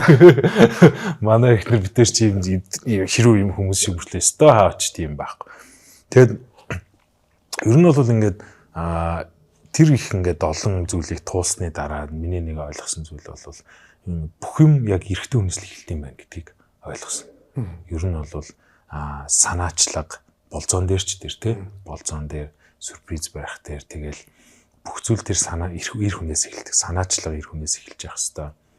Уучлал, гуйх, аргадах тэ ингээд бүх зүйл яг эр хүнээс эхэлж яадаг. Тэгэх юм бол тэрийгэ дагаад эмэгтэй хүн чинь ингээд ерөөсөл гоё байдаг юм байна л та. Санаачлагтай эр хүн ингээд эмэгтэйчүүд маань ингээд гоё дурладаг гэдэг ч юм уу тэ татагддаг гэдэг ч юм уу тэ ингээд харилцаа гоё ингээд гоё байгаа яваад байдаг. Ингээд уучлал гуйдаг, ихнэрээ аргаддаг ирчүүдийн эхнэрүүд нь гоё ингээд зөөлхөн болоод аргадуулаад ингээд гоё хаппи байдаг. Тэр нэг тийм үг гэдэг чтэй ингээд агнаад мах ингээд хоол хүнс ингээд гэртээ аваад ирэхэд тэрийг гэрт байгаа эхнэр ингээд хоол гэдэг л яг тэр нэг дээр үеийн философи байгаад байгаа юм шиг санагдсан л та. Тэгээд аль болох ингээд төрүүлж буулт хийх нь, төрүүлж ойлгох нь, төрүүлж ярилцах их нь л бий байхыг л ирмэлцдэг. Тэгэл тэр ер нь бол ингээд тийм байх юм бол гоё аз жаргалтай ингээл аль болох би нэг ойлгодог юм байл л дээ. Тэгээ манай хүн бас ингээд надад айгүй зүйлийг сургасан, заасан, ойлгуулсан, мэдрүүлсэн байхгүй. Тэгээд маш их ярилцъя гэдэг. Цааш амар ярилцах дуртай. Тэгээд хоёулаа ярилцъя. Асуух хэр ярилцдаг вэ гэдэг. Амар цааш мөл амар ярилцах дуртай. За ярилцъя. Хоёулаа асуудлаа олъё. Энэ асуудлынхаа шийдлийг олъё. Тэгээд энэ асуудал за нэг маргаа үүссэн байлаа гэхэд энэ маргаа яагаад үүссэн? Чи ямар талаа өнцгөөс харж байгаа? Би юу гэж бодсон юм? Тэгвэл хоёлаа энэ дээр ингээ бүр ойлголцсон байна шүү дээ. Тэгвэл одоо яах вэ? Би уучлахгүй. Би энийгээ засъя. Би энийг өөрчлөе. Эсвэл би чиний энийг ойлгоё гэдэг ч юм. Яг тийм л юм байна. Тэгээд ерөөсөө л нэг зүйлийг ойлгоход битээр ингээд хэрэлдээд ерөөсөө хаалгаас авч гарч байгаагүй юм байна. Манай хүн дэрийг хэрэлдэхэр яг би яг тих гээд идэгсэн ганх ингээ үлгэж яхах чинь гэдэг багт те хаалгаас авч гарч явчих гэдэг. Тэгэл манай хүнүүд ахралт гарч явах юм бол хоёул сал шүү гэдэг. Би дөнгөд гинт буцаал ингээ болдог гэсэн байгаа. Тэгээд тэрний оронд савж явахгүйгээр өстө ярилцаж сууж байгаа л өстө асуудал олоо шийдвэрлээл тэн дээр ингээл яадаг. Тэгээд тэрний яг тийм ярилцлагын нэг дүрэн байдаг хөөхгүй. Ингээд ямар нэгэн асуудал үүслээ, хэрүүл үүслээ. Тэр асуудал дээр ингээд хоёр талаасаа ярилцаад ойлголцоод яг ингээд ойлголцоод тэгээ ингээд шийдвэрлэсэн болвол тэрийг дахиж ингээд сөхөхгүй гэдэг дүрмтэй.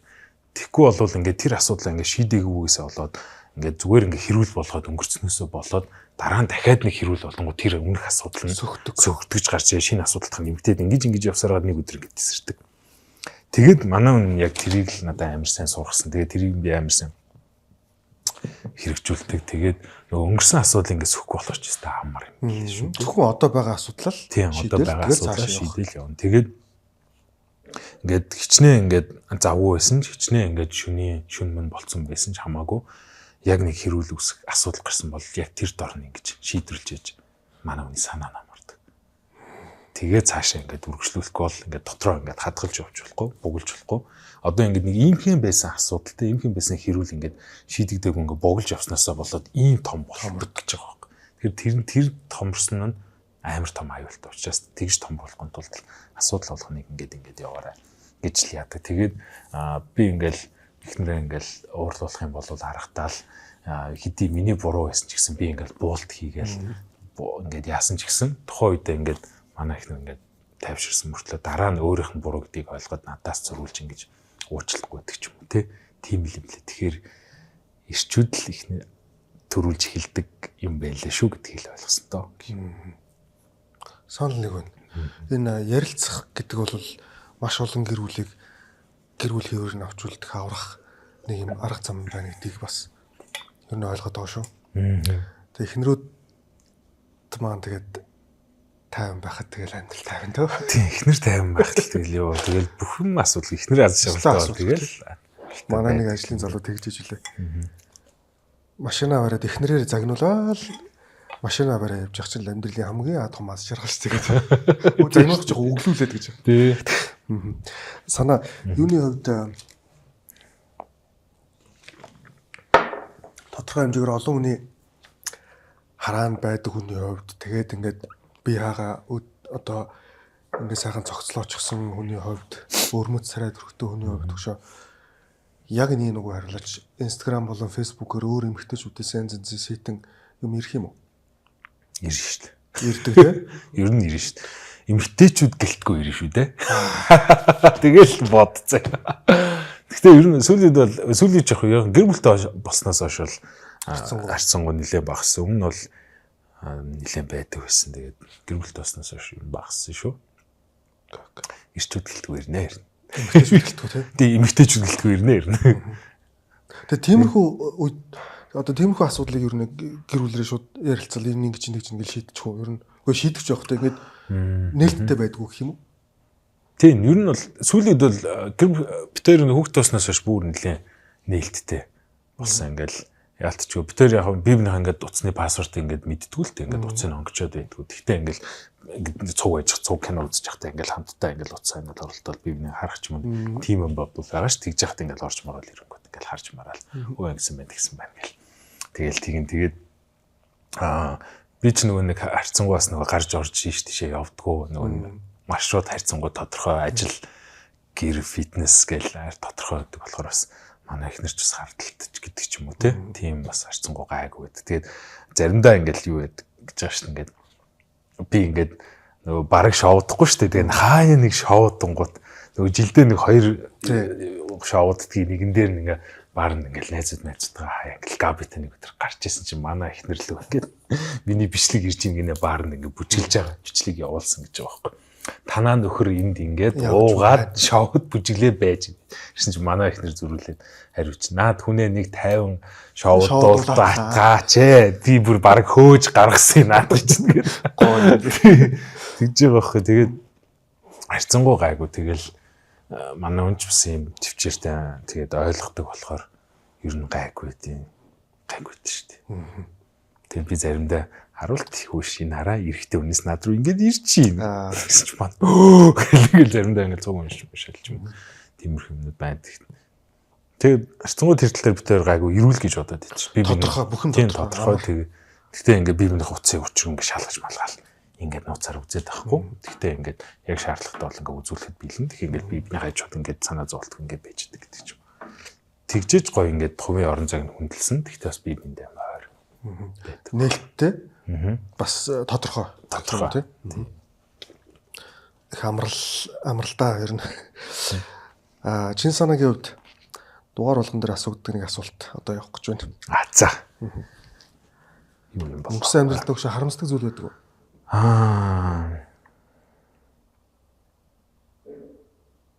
Харамсдаг зүйл нэг л байдаг юм надад бол яг ганц л байдаг.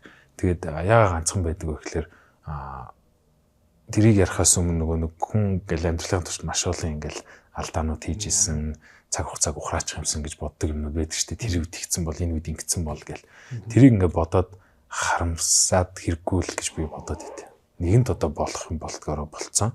Тэр нэг алдаанаас чи ямар нэгэн зүйлийг ойлгож авсан байгаа, ямар нэгэн зүйлийг сурсан болохоор одооны чи ингээ бүтээгдсэн, одооны чи бий болсон, одооны чиний энэ ур чадвар ч юм уу те бүх зүйл ингээ бий болсон болохоор тэр бүх алдаануудаасаа чи ингээ суралцсан учраас харамсах зүйлгүй гэж бодоод идэв. Тэгээ нөгөө хүн нөгөө нэг кинон дээр гарт юм а. Киног нь одоо санахгүй байна. Чи хийсэн зүйлдээ битээ харамсаа. Хийгээгүй зүйлдээ харамс гэдэг үг байхгүй те.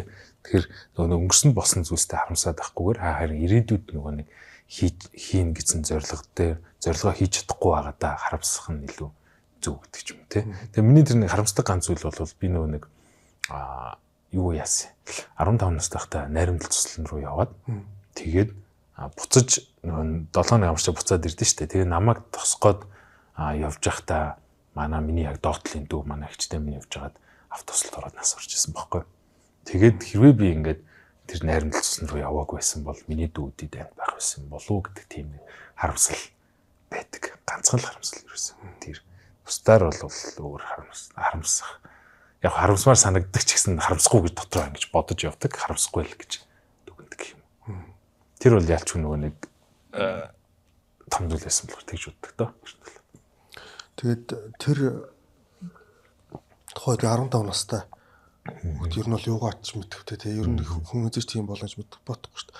Тэгээд тэр үйл явдал болж чи өөрийгөө буруутгаж явд юм уу? Гайгүй болцсон доо ер нь бол. Анх бол айгүйх буруутгах гэсэн тухайн цаг үеэс бараг ингээд нөгөө нэг том болтлоо нэг 20 хүртлээ ч юм уу те. Ингээд нэлээ өөрийгөө буруутгах чинь гэж явдаг байсан. Тэгээд тэгээ багаар нөгөө нэг ингээд тэр шархан найнаад идгрээд тэг ингээд ойлгоод хүлэн зөвшөөрөөд ирэхээр тэгэл гайг болдог юм лээ. Яг үе үений тийм бодлууд нэг зурс нэг ингэж нэг орж ирнэ. Гэтэ одоо л харьцангуй ер нь бол гайг. Тухайн үед л нэлээ хүндээсэн гэх юм уу. Тэгээд нөгөө нэг хичнээн нөгөө нэг харамслаа гэд хичнээн нөгөө буруутглаа гэд нөгөө юмыг өөрчилж чадахгүй болохоор дараагийн ингээд юм дээр ингээд амар анхаардаг болчт юм лээ. Яалтч. Одоо би ингээд яалтчгүй нөгөө нэг аавыгаа манай авч онгоцны ослоор өдөлгөө дүү маань авт ослоор өдөлчихсөн болохгүй. Тийм болохоор би ингээд техник хэрэгсэл замын хөдөлгөөнд оролцох юм дээр ингээд баг травматай юм шиг амар юм хашир оролцдог. Одоо ингээд замаар ингээд явахдаа зам гарахдаа хүүхдээ хөтлөхөнд битил байнга тэрч явдаг. Тэгээ ингээд машин унахдаа би ингээд заавал юм нөгөө нэг safety тал дээр амар анхаарч ингээд зүг хүрттэй машин гэдэг ч юм ингээд амар болгоомжтой явдаг. Тэгэл хүүхдээ заавал car seat-эн дээр нь суулгаж ингэж явдаг гэдэг ч юм. Амар тийм болцсон шүү дээ. Нэг бодлоо одоо нөгөө нэг тэндээс үлдсэн нэг надад тийм том сурхамж аваад байгаа байхгүй. Тэгэл хүн чинь нөгөө нэг юм нэг алдчихээж амар тийм том үнцэнтэй зүйлээ алдчихээд ч юм уу те ингээд ойлгодог юм байл л те тэгэл амар хашир болчих шүү дээ. Одоо тэгэл нөгөө замын хөдөлгөөнд хайнг оролцож байгаа зам гарахтаа булгамжгүй гарч байгаа хүмүүсийг хараад амар харамсдаг шүү дээ. Манайха ер нь нэг тиймэрхүү хинэггүй зангаасаа болж л жоохон асуудалд орчих гээд байдаг юм шиг. За яавал гэж юм уу? За ганц удаа мудаа гэл те. Тий. Тиймэрхүү хинэггүй зангаас болоод болгоомж бол өстой хүнд илүүдэхгүй шүү.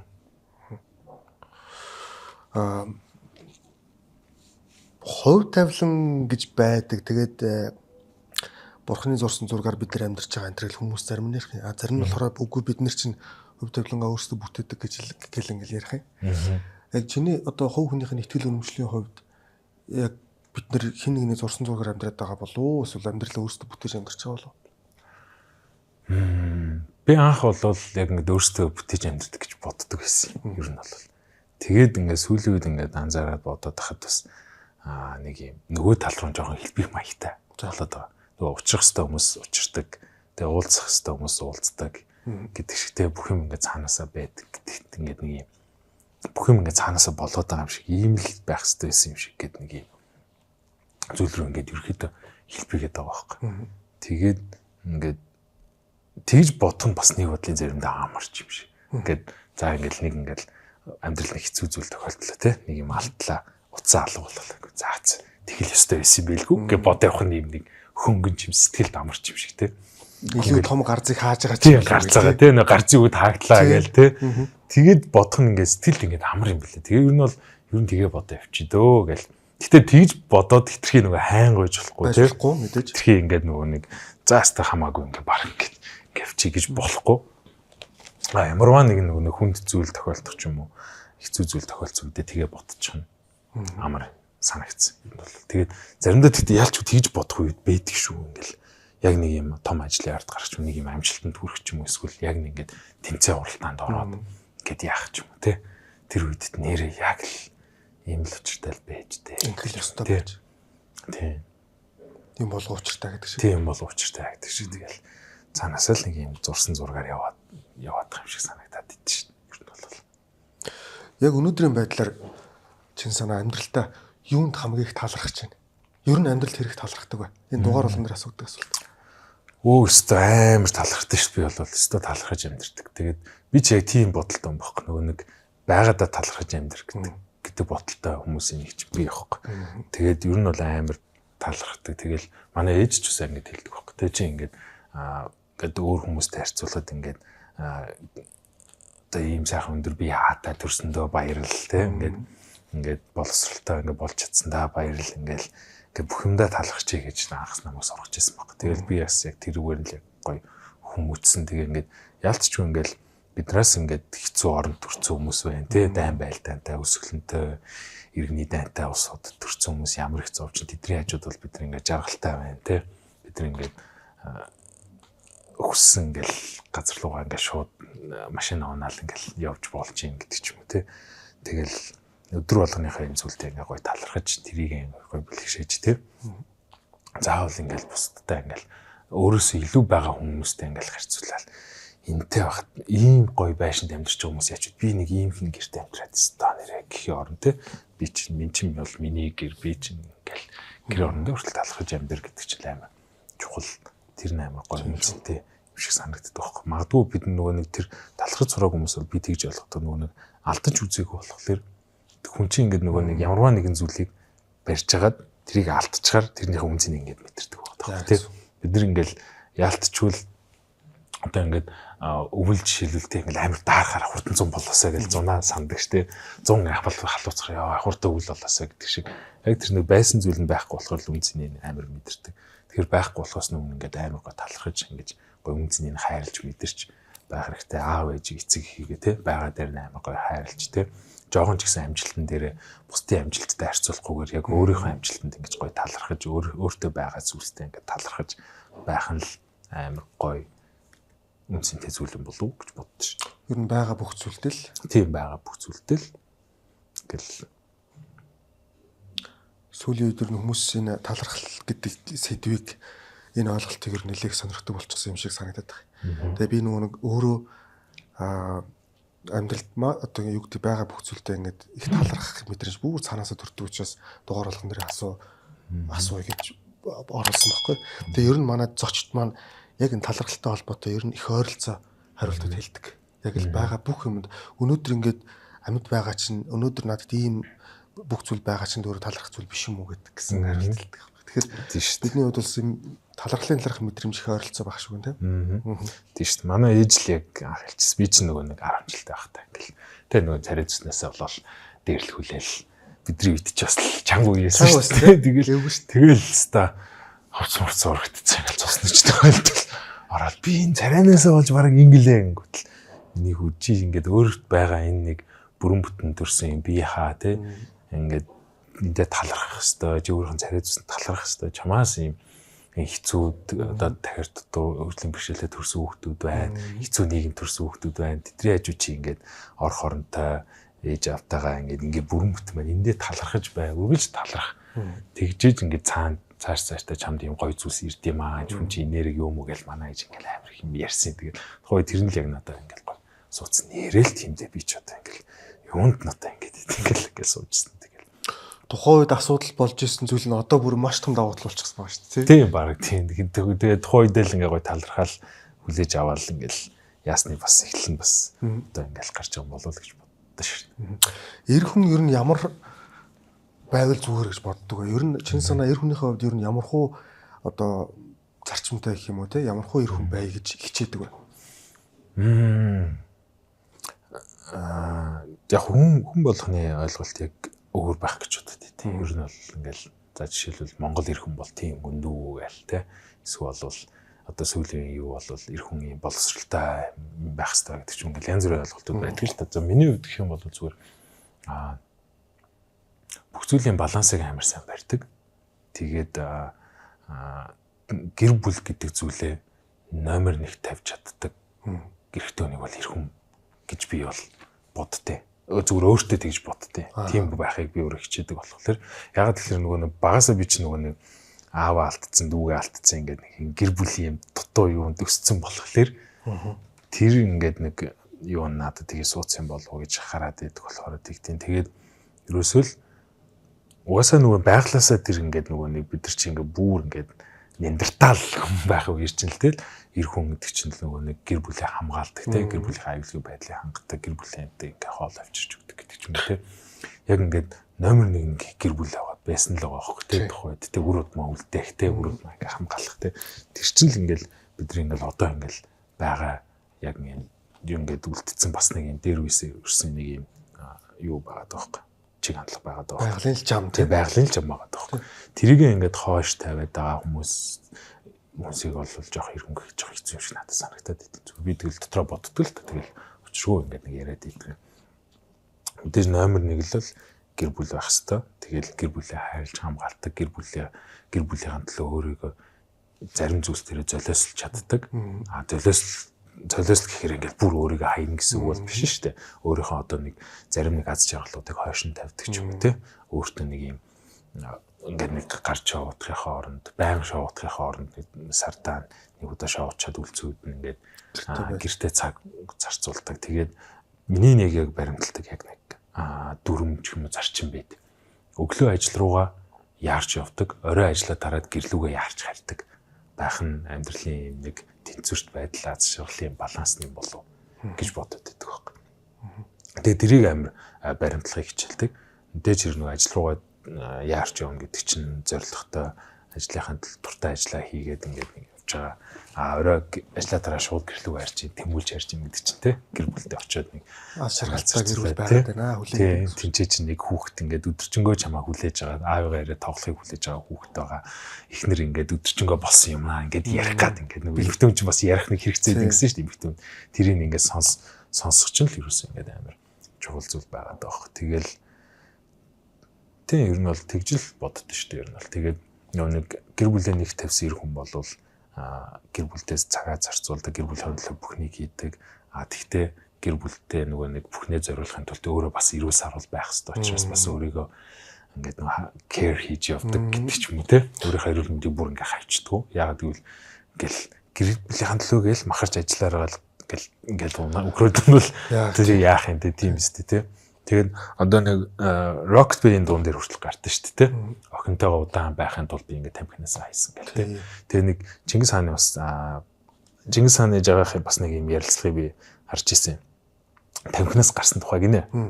Тэгээд яасан ингээд гэсэн чи ингээд амар тамхитдаг гэж бол тамхинаас гарах гэж үзэл юусаа гарч чаддаг байсан гэсэн. Тэгээд нэг өдөр охинтой болсон гэлгүй дээ. Тэгээд нөгөө охинтой бол охиноо ингээд өмсгөл ирсэн чинь ихнэр нь чи ингээд тамхи татсан уруулаараа ийм хөөрхөн охиноо өмсгөж байгаа мó гэсэн чил ёг гэж толгороо нь орол тэгэл тамхинаас гарцсан гэдэг байгаа юм. Гэхдээ яг энэ нөгөө тамхинаас гар гэсэндээ биш зүгээр л нөгөө нэг гэр бүлийн нэг тавьс учраас тэр нэг өөрийнхөө нэг юм юуг ингээд золиослж одоо нэг тамхи татах кайф биш тий тэрийг золиослоод хойш нь тавьж байгаа хөөх тий. Гэх мэтчил нэг тийм л юм боддоо шүү. Би ингээд нэг юм ярахаар ингээд жоохон тойруулаад нуурчдээ шүү. Зүгээр шүү дээ ойлоо шүү.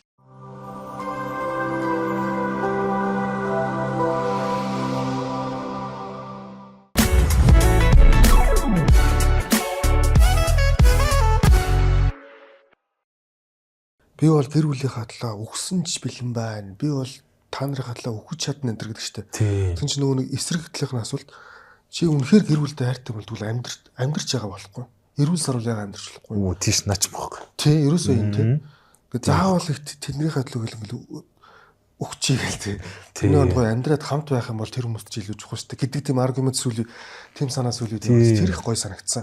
Чи гэр бүлийнхаа төлөө хэрүү ингээд амиад ч гэсэн зорилгот бэлэн байгаа юм бол тэднийхээ төлөө эрүүл байж чадах уу? Тэднийхээ төлөө зорилготой хүрч чадах уу? Гэдэг ингээд гой амжилттай байж чадах уу? Гэдэг тийм юу явчихсан. Тэр надад их таалагдсан. Тийм шүү. Яг тэр чинь. Эр юм бэж уйлаад, эр хүн уйлдгүй юм энэ гэдэг тийм нэг ойлголт өгдөг шүү дээ. Энэ талаар чин санаа ямар бодолтой байдаг вэ? Одоо өмнөх чинь өөрөө хүүтэй юм шүү дээ. Энэ талаар яг хөө би өөрөө тийм бас амар тийм юу юм бэл дотгошоо хүн юм бэл. Ер нь бол хэр баг юм дээр ингээд уйлдгүй өссөн. Ер нь бол ингээд дотроо уйлж ингээл нэг уйлаг өссөн. Тэгээд тэрнээсээ болоод ч юм уу ингээд яг нэг өөрт тулгарсан асуудал, өөрт тулгарсан стрессүүдээ ингээд яг ингээд дотроо хоримтлуулж байгаа өөрөө л яг тэрийг ингээд нэг зохицуулж давж гарч. Би ингээд манай ингээд зарим найзууд бол ингээд цуг суугаал болохоор жоохон уйлалч юм уу те жоохон нөлөөс туслаа эсвэл зовлонгоо гэл яриад гоёлол тайтгарч байгаа. Би тэгж чаддаг байхгүй юус. Яг ч юм ингээд багасаа ингээд нөгөө аавг үсцэн болоод ч тэр юм уу яг ингээд нөгөө тэгээд нөгөө багасаа аавыг алдаал дүүгээ алдаал дахиад нэг юм жижигхэн дүүтэй болвол тэрэндээ баг аав шиг ингээд үсцснээс болоод ч тэр юм тэрхий тийм болцсон байгаа те. Тэгээд тэр нь заримдаа ингээд надад ингээд сөрөг тал бий болоод байдаг байхгүй бүх юмтай ингээд өөрөө зодтолтал тэр нэг өөрт учирсан асуудлууд дээр өөрөө л ингээд зовж чаналал тэрийг гаргаж чадахгүй. Яалтчгүй нөгөө спортынхаа ачаар л төмрийнхээ ачаар л тэрнтэйгээ ингээд нүр тулдаг. Тэгээд тэн дээр бол ингээд яг ингээд тэнцвэрийг барих хэрэгтэй болов гэж боддтой. Өөлөх үедээ өөлчдөг. Тэгтээ ингээд ил тод биш ингээд хүн болгоны хүн ч юм те.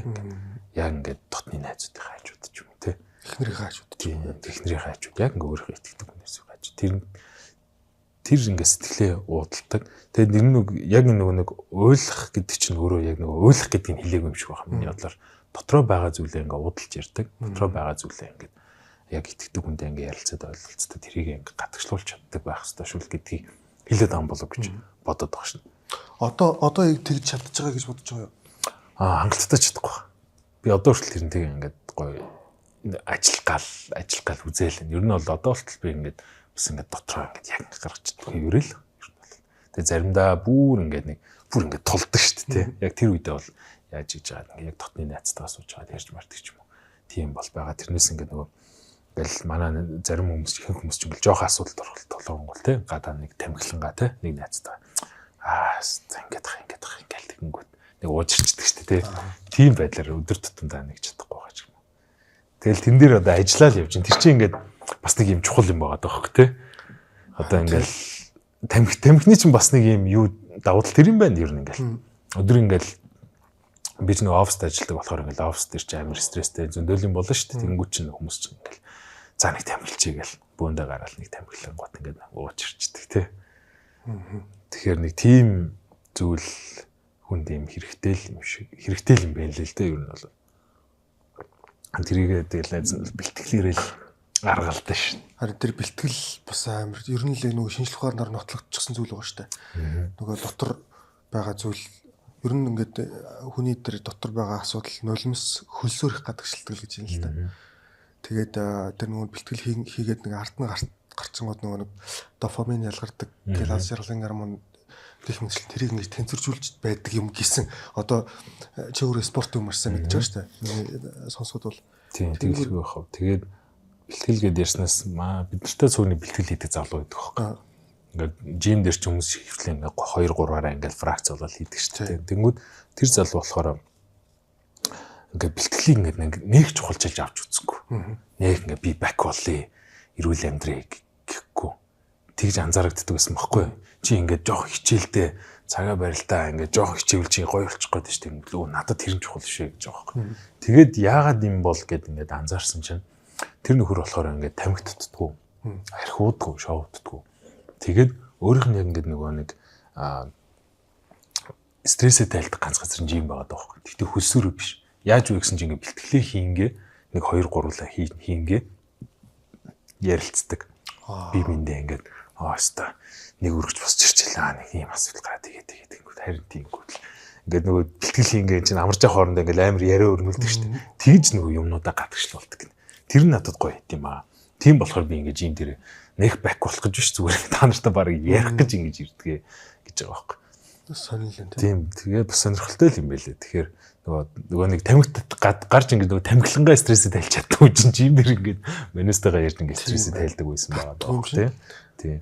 Тэгээ бодохоор би тэгээ өөр дээр бас ботсон ч бас тийм байгаа даа байхгүй.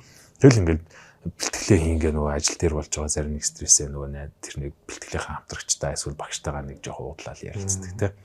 Тэгээд нөгөө нэг фитнес нь одоо тренерүүд байгаа даа шүү дээ. Personal тренерүүдийн чинь бас нэг онцлог тийм байгаа даа байхгүй. Одоо манай жишээ нь миний анхны одоо багш хүслээ гэдэг найз минь байна. Хүсэл төвшин гэдэг олон улсын хэмжээний мастер лавга гэдэг олон улсын хэмжээний мастер найзууд байна.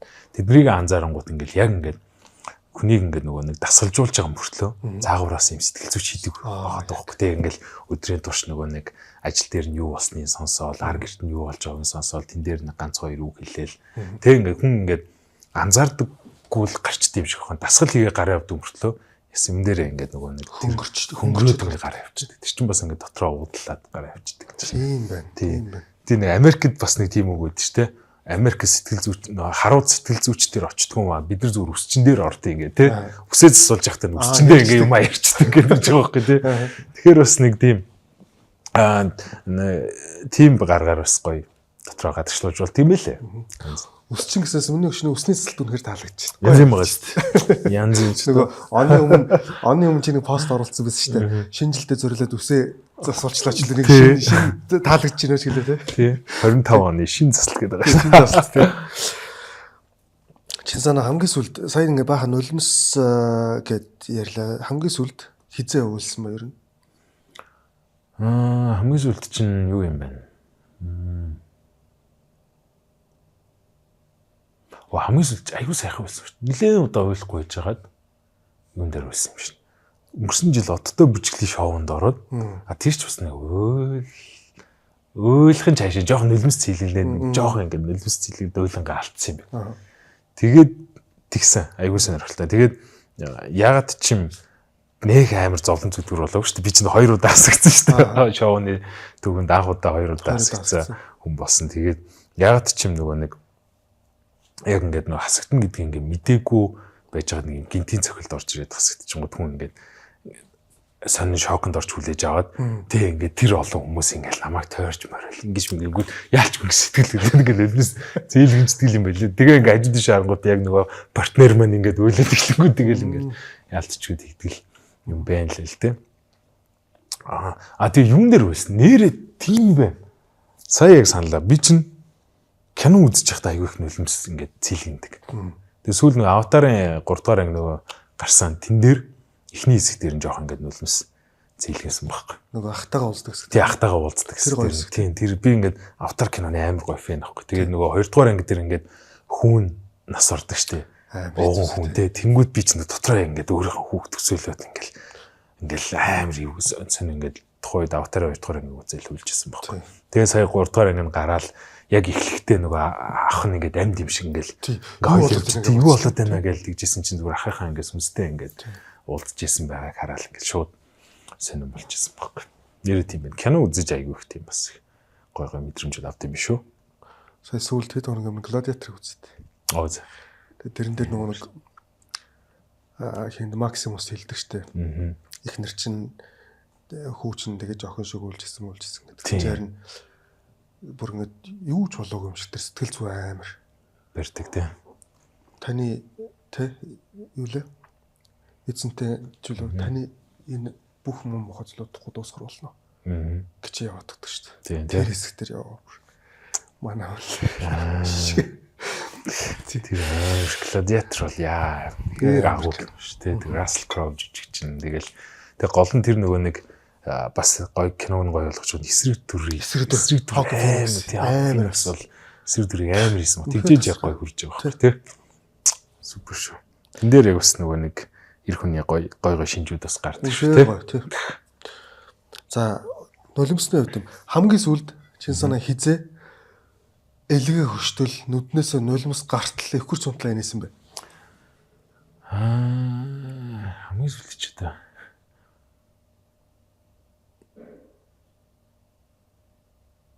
Ажил дээр л баг инээсэн болоо да гэж санаад байна. Бид нар ч нөгөө нэг манайх чинь залуучууд айгүй ихтэй нэлээд хөвгчлөлтэй байдаг ажил дээр юм гоё хөвгчлөлтэй уур амьсгалтай байдаг. Тэгэл ажил дээр л инээсэн юм санаанд орчин. Тэгээд сүүлийн үед нөгөө юу болчихсон цагаансаар болох гээд нөгөө нэг ахван настан дээрээ зологдог молгодог инээ тэрэг юм ярьж исэн байхгүй. Тэгэл тэгжсэн чинь одоо цагаансараар ста санаа ахында очиж золгондоо гэж манай залуучууд тэгдэг байхгүй. Тэгэхээр би юу яриад байгаа хамгийн ахмадын дал очиж шít. Би яхахлаар хамгийн ахмад нь байд ингээд тэгээ томордог байхгүй. Тэгсэн чинь та бодоод үзэн ингээд энэ тэгсэн чинь та хамгийн ахмад нь байна шít гэдэг илгээ баг шít. Нэг мэдсэн чинь ингээд компанид 14 жил болсон ахмадынхаа тоол орцсон ч байж байгаа шиг тэгж мэгээд санааха ахмадын баярын мэнд төргий ихэр холгол байнш манайхан бол байнш шоолно ахмадын баярын мэнд төргий батна шít. Санаач юу хэдэн онох юм бэ? Би чи 90 онох шин. Одоо чин гал морин жил гарч ин морь жил. Тийм байна. Тийм морь жилтэй бах. Одоо ч ингээд 36 таа. Тийм. Биш. 37-ны жил орно гэж хэлдэг тийм. Гэтэл бидний хувьд бол амьдрал дөнгөж одоо л эхэлж байна шүү дээ. Тийм л боддог шүү дээ. Тийм шүү. Тэ бүх юм одоо гожигдэртэй гоё болж байгаа чинь. Одоо л яг ингээд тэ бүх юм докторч яваад тэгээ ингээд нэг гоё болчих واخ тийм. 90 хана гэдэг лөө. Тэгээ тэрэн шиг. Санаагийн хувьд бол кино нэлээд сайн үздэг байгаа нөө bucket list гэдэг манай ярилцлагын нэр байгаа шүү дээ. Bucket list гэх кино бас байдаг.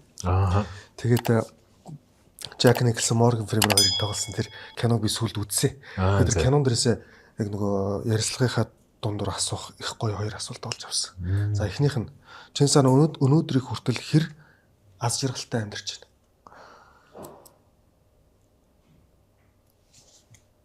Аз жаргалтай байгаа шүү. Ер нь бол аз жаргалтай амьдарч байна. Тэгээд ингээд яагаад тийм байна гэхэлэр би ингээд дуртай ажиллаа хийж байгаа. Тэр ингээд аз жаргалтай амьдрах юм бас нэг чухал зүйл юм болоо гэж боддог. Хүн ингээд нөгөө хамгийн чухал амьдралын нэг хамгийн чухал зүйл чинь нөгөө нэг мэрэгжлээ зөв сонгох, ажиллаа зөв сонгох гэдэг шүү дээ. Насан туршдаа их ажиллаа. Тэрийг ингээд зөв сонгоцсон. Тэн дээр ингээд олон жил тууштай ингээд ажилласан. Дуртай ажиллаа хийж болохоор аз жаргалтай байгаа гэж бодож байна. Тэгээд хоёр дахь чухал дараа нь ингээд ажил ингээд ажиллаа сонгосны дараа ингээд явж чад гэр бүлээ ингээд зохиогоо явдаг шүү дээ. Тэгэхэд бол зөв хүнээ олох гэдэг чинь те зөв хүнтэйгээ байна гэдэг чинь амьдралын хамгийн чухал зүйл, хамгийн аз жаргалтай, насан туршдаа ингээд аз жаргалтай байх зүйл чинь тэр шүү дээ те. Тэрийгээ зөв хүнээ сонгоцсон болохоор аз жаргалтай байгаа. Тэгээд одоо ингээд тодорхой хэмжээний ингээд амжилттай гэр бүлтэйгээ ингээд магадгүй ингээд бус хүмүүсийг бодвол тийм баян цатгалан ингээд амар том гоё байртай амар лаг машин унаад яваагүй ч гэсэн ингээд тодорхой хэмжээнд ингээд хөрхөн байрантаа ингээд юугаарч тутахгүй өсөхгүй цангахгүй ингээд байж байгаа нь аз жаргалтай л байгаа гэж би бол бодож байгаа ш. Тэгээд одоохондоо тийм өчргөө ингээд өсөө цангаад байгаа юм аалаа ингээд өчргөө ингээд амар баян тансаг биш ч гэсэн гоё аз жаргалыг болж бүтчихлээ. болж бүтээд явж ин тэгээд баян тансаг гэхээс илүү элэг бүтэн байна гэдэг чинь амьдралын хамгийн том аз жаргал гэдэг би ч одоо яс мах цус нулимсаараа бага насндаа мэдэрсэн болохоор одоо ингээд элэг бүтэн ажилтаа төрөлтэй байгаа явж байгаа даа ингээд одоо л аз жаргалтай байна уу гэж хэлнэ. За тэгвэл өнөөдрийг хүртэл хэр олон хүнийг аз жаргалтай амьдруулж байгаа гэж боддог бай.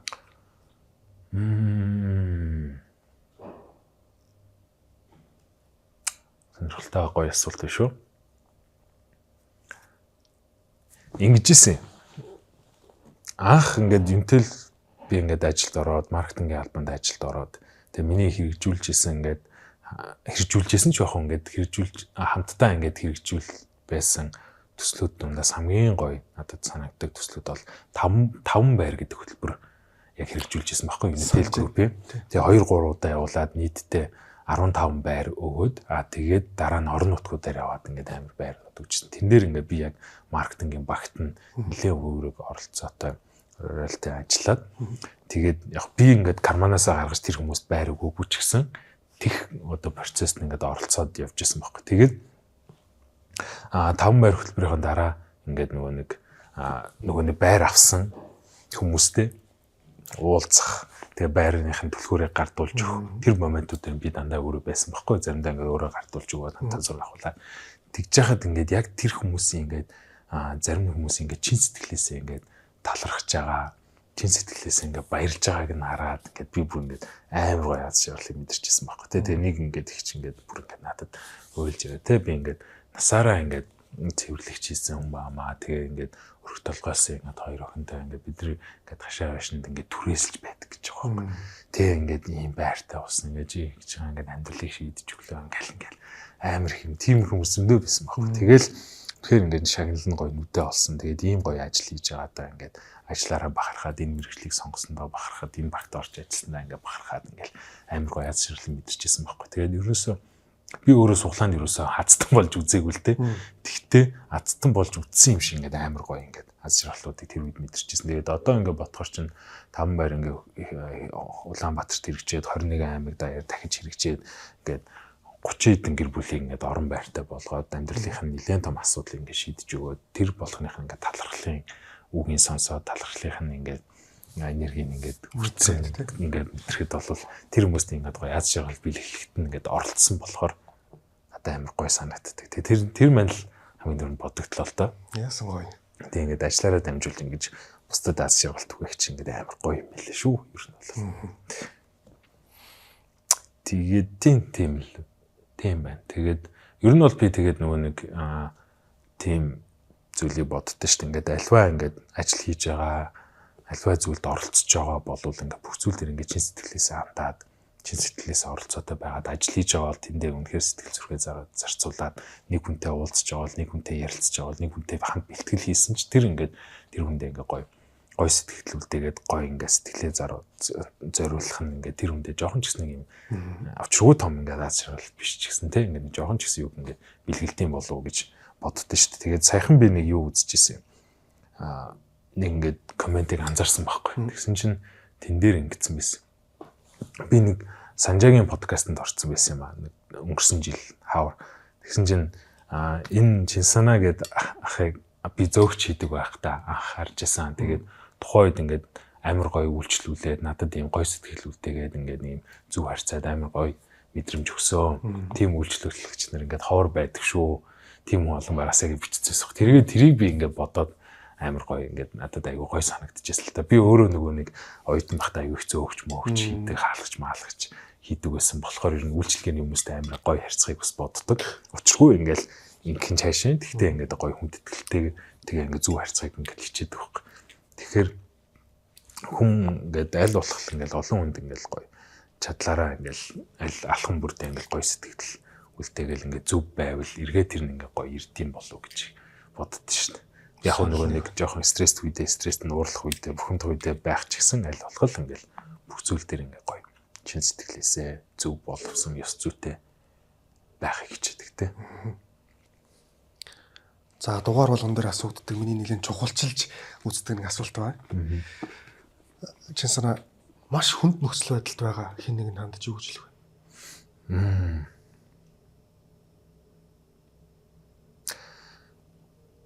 Маш хүнд нөхцөлд байгаа хүнд наа чин төр зурах шүүл гэж хэлмээр.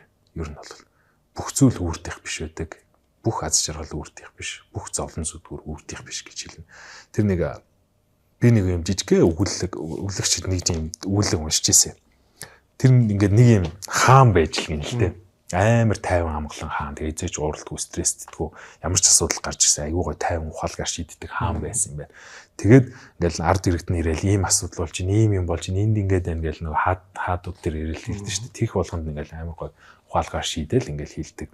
Тэгээд тэр болгонд ингээл бүгж рүүгээ харж байгаа л ингээл хэлдэг юм байна л. Тэгэл ямар ч асуудал гэсэн. Тэгээд ямар учиртай ингээд ингээд нэг төшмөл нь асуусан чинь энэ бүгжийн маань манай эхнэр надад бэлгэлсэн. Тэгээд тэр бүгжин дээр нь энэ бол төр зурах гэж бичсэн байдаг гинэ. Тэгэл нэг ингээл зовлонтой болонгод ууралж байгаа л бүгжээ хараад заацсан нэрээ энэ зовлон чи ингээд төр зурах штэ мөхөд өргөлжлөхгүй штэ нэг даваал гарна ард нь гарч л чадна шийдэл байж л таараа өнгө дуусч л таараа гэлдэг. Тэгсэн чинь нэг өдөр бүр үнэхээр амар хэцүү асуудал болсон гэдэг. Йоо бүр гүлэг хараал гэл ширээгээ зогж бодоол бүгж рүүгээ харснаа бүгж рүүгээ хараад ч нөгөө нэг үгээ уншаад тайтахгүй байхгүй бүгжээ ингээд тайлж аваад хан руу чулуудаа шийдсэн чинь хан дээр байгаад ингээд буцаад өнхөрч ирээд урд нь унсан гинэ. Тэг ингээ анзаарсан чинь дотор талд нь энэ ч бас төр зурах гэж бичсэн байсан гэж байгаа байхгүй. Тэгэхээр тийм хүнд бол хандаж хэлэхэд ингээд бүх зүйл үрдих биш шүү те. Тэгэхээр зовлон зүдгүр үрдих биш дуусчил таардаг ард нь гарч ил таардаг цаг хугацаа тэрийг өнгөрөөж идгээж ил таардаг. Тийм болохоор даваад гарна. Жаргалч гэсэн тийм учраас тухайн моментд аз жаргалаа гоё мэдрээд гоё хайрлж хүндэлж аваарай гэдэг шиг те. Тэгжил бодогдож байна доо. Соломон хааны түүх. Тийм тийм. Бүх зүйл төр зурах. Тэгээ бүгшин дотор нэг ч бас төр зурах гэдэг. Тий.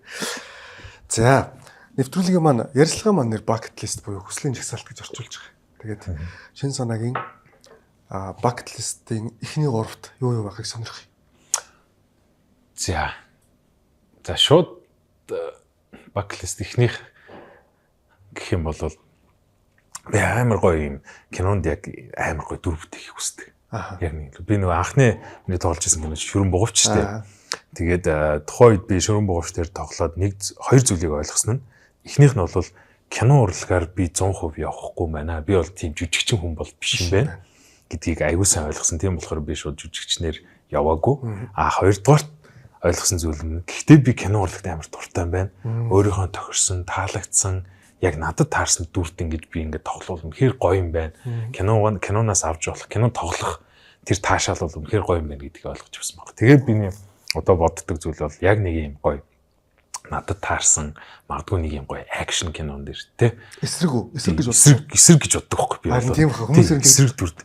Тэгээ эсрэг дүрд тоглох юмсан гэж боддог байхгүй. Тэгээд нилээн юм надад юм тохирсон таарсан нэх гоё галзуу ганц юм залуунаасаа гоё мөглөөд үлдээс нэг гоё дүр тоглохыг амар хүсдэг. Тэгээд тэр бол тийм санал орж ирээгүй байх. Тийм киноч Монголд бас яг гоё миний яг нүдэндээ ингэ төсөөлсөн киноч хийгдэг. Тийм дүр бүтэхийг хүсдэг. Хоёрдугаарт болохоор тэрийг энийг бол би 100% бэлэн гэдэгт бол итгэлгүй байгаа. Тэр мэн юу гэхээр би ингээд хүүхдээ эхнэр битээр хүүхдээ Холливуудын амар гоё жүжигчин болгоно гэж боддог байхгүй.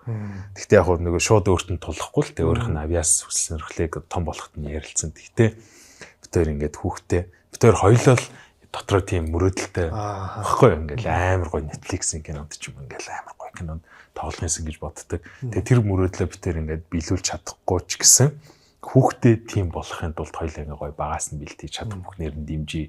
Тэг үнэхээр болохгүй бол тэрлүүз өөр замаар явахыг хүсвэл тэрлүүз. Тэ зүгээр тэр бол ингээ нэг юм зориг гэхээс илүү нэг мөрөөдөл хагас зориг хагас юм мөрөөдөл нэг тийм баг. Тэг боломжтой үг бол боломжтой. Боломжтой үг бол боломжтой тийм байдаг. Тэр нэг юм bucket list байна. Тэгээд 3 дугаарт нь гэх юм бол нэг тийм аяллаа нэг юм гоё bucket list надад бас байт. Яг би ч нөгөө аялах дуртай. Тэгтээ бас нөгөө хангалттай нөгөө нэг цаг зав бас мөнгө санхүүгийн боломжгүй болохоор бас юу болдоггүй л тэ. Тэгээд одоо харин миний яг мөрөөдлийг манай Габи маань хийгээд яваад лээ. Санжаатай хамт ингээ гоё тойроод аялаад яваад. Тэгээд явж байгаа шүүс. Тэгээд би нэг ингээд яг нэг тийм аялын амар гоё нэг юм дэлхийг тойрсон юм гоё аялын контенттай болно гэж ингэж бодож явдаг. Тэгээд нэлээд тийм гоё экстрим, тэгээ гоё entertaining тийм ингээд дэлхийг тойрон аялангаа амар гоё чаленжууд даалгаврыг биелүүлээд явдаг. Нөгөө дэлхийг тойрсон хэдэн хоног гэдэг нөгөө нэг кино зохиол байдаг шүү дээ, тий. Яг тэрнэрхүү тийм нэг юм гоё боддог. Тэр гурван маань хамгийн түрүүнд санаанд орлоо. Яг ингээд тулаад асуусан чинь. Ер нь бол хоёрдугаар хүсэл нь бол ингээд зөвхөн чамаас шалтгааллахгүй хүүгийн чинь бас хүсэл сонирхол болох гэдэг тийм. Ер нь бол боломжтой зүйлс гэж надаас бол харагдаж байна. Тэгэл аяллыг бол тэр аяллыг бол би баг ингээд хүүхд нийлэн том болоо гараас гараад явангууд ингээд ихнэр битээр нилээн жоохон нас явцсан ч гэсэн юм байхдаа хийвэл бас гоё байна. Өөртөө машин аваад ч юм уу. Тий. Тийм шатаад байгаа шүү. За тэгээд бусдад ер нь цаг хугацаа зарцуулан зориулна гэдэг бол маш том хүндэтгэл гэж найз нь боддог. Тэгээд оны өмнө хоёлаа тааралдаад за найз нэг юм хийж байгаа гэд хоёлоо он гараад уулзъя гэдэг. Уулзснараа ярьсан хэлсэндээ ингээд уулзж байгаад маш их баярлалаа. Хамгийн гол нь манай үзэгчтэй маань хүндлээд цаг хугацаагаа бидэнд зарцуулж байгаа маш их баярлалаа чинь санаа. Тэгээд найз нь ярилцлагынхаа төгсгөл болгоныг ямарваа нэгэн асуултгүйгээр тайлбаргүйгээр зочинд оролддог. За тэгэхэд би дуусах юм байна. Ер нь яг хуу ялч нөгөө цаг хугацаа бол аягүй чухал тий. Алт шиг үнэтэй цаг гэж ярьдаг шүү дээ. Тэгээ ялч бол нөгөө алт шиг юм үнцэнтэй байдаг цаг хугацаа зүйл цаг хугацаагаас эргээд ирдэггүй учраас тий. Тийм болохоор ингээд би бас хүний цаг зовыг амар хүндэлдэг. Тиймдээ ч амар цаг барихыг амар хичээдэг. Тэгээд хэлсэн ясандаа байхыг хичээдэг. Тэгээд чадахгүйгээ хэлдэг. Тийм байдаг, тийм хүн. Тэгээд энэ одоо ингээд контентыг үзэж байгаа хүн болвол ингээд жоохон ч гэсэн ингээд бусдад нэг аз жаргалын гоё зүйлийг бүлээх айгуу тийм гоё байдаг гэдээ би түрүү хэлсэн шүү дээ. Тэгээд тэгснэрээ хүнээс нэх их юм ундаггүй юм байна л да. Нэх их юм гарцгүй байдаг. Харин эргээд тэгснэрээ тэр өгж байгаа хүндээ амар том зүйл болж байдаг. Эргээд тэр нэг гоё зүйл болж ирдэ шүү гэж манай ээж минь сургаж байсан. Тэгээд магадгүй ингээд энэ контентыг үзэж байгаа бол доор нэг гоё урмын комент бичээд нэг лайк дараад магадгүй ингээд Facebook дээрээ шеэр хийчих те. Тэглээгээд нэг өөрөөс чинь нэх юм унахгүй те. Хідэн төгрөгч унахгүй, датач бараг шалахгүй хідэн килобайт надаа унана. Тэгээ нэх их зүйл гарахгүй. Гэхдээ эргээгээд тэр чинь энэ контентыг хийж байгаа хүмүүст ингээд гоё урам зориг болно. Цааш нь ингээд түүх айгүй тийм том юм чухал үнцэнтэй зүйл байдаг учраас ингээд магадгүй ингээд момент болгондоо мөч болгондоо ингээд ийм гой зүйлсийг хийхийг хичээгээрэй л гэж хичээдэг байгаарай л гэж гой урайлмаарай. Тэгээд яг одоогийн мөчт бол тэр зүйл нь бол одоо саяны миний хэлсэн зүйл шүү дээ. Комент хийгээд нэг шеэр хийчихэд л гоё ихгүй те. Маш том дэмжлэг шүү дээ. Тийм маш том дэмжлэг те. Ингээд танаас ямар 10-20 цаас унах гэдэг байгаа шүү дээ.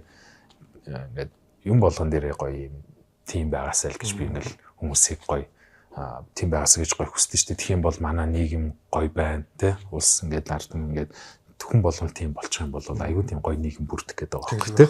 Орохдоо ингээл би нэгээ хүндэлцдэг. Хаалгаар орох ч байгаа бол эмхтэй хүнд хаалгыг онголоод өгчдөг. Ард чи хүнд явж бол хаалгыг бариад өгчдөг. Лифтээр орох ч байгаа бол ингээ хаалгыг бариад өгчдөг. Тэгэл ингээл алхам бүрдээ жижигэн зүйлс дээр ингээ би биндээ гоё хүндэтгэлтэй ялангуяа замын хөдөлгөөнд ч юм те. Ингээл тийм зүйл ингээ манай нийгэмд амар дутагдж байгаа юм шиг надад санагддаг. Тэгээд гэхдээ сүүлийн залуучууд гэхгүй сүүлийн үед юу нь бол харьцангуй гайгүй болоод байгаа шүү.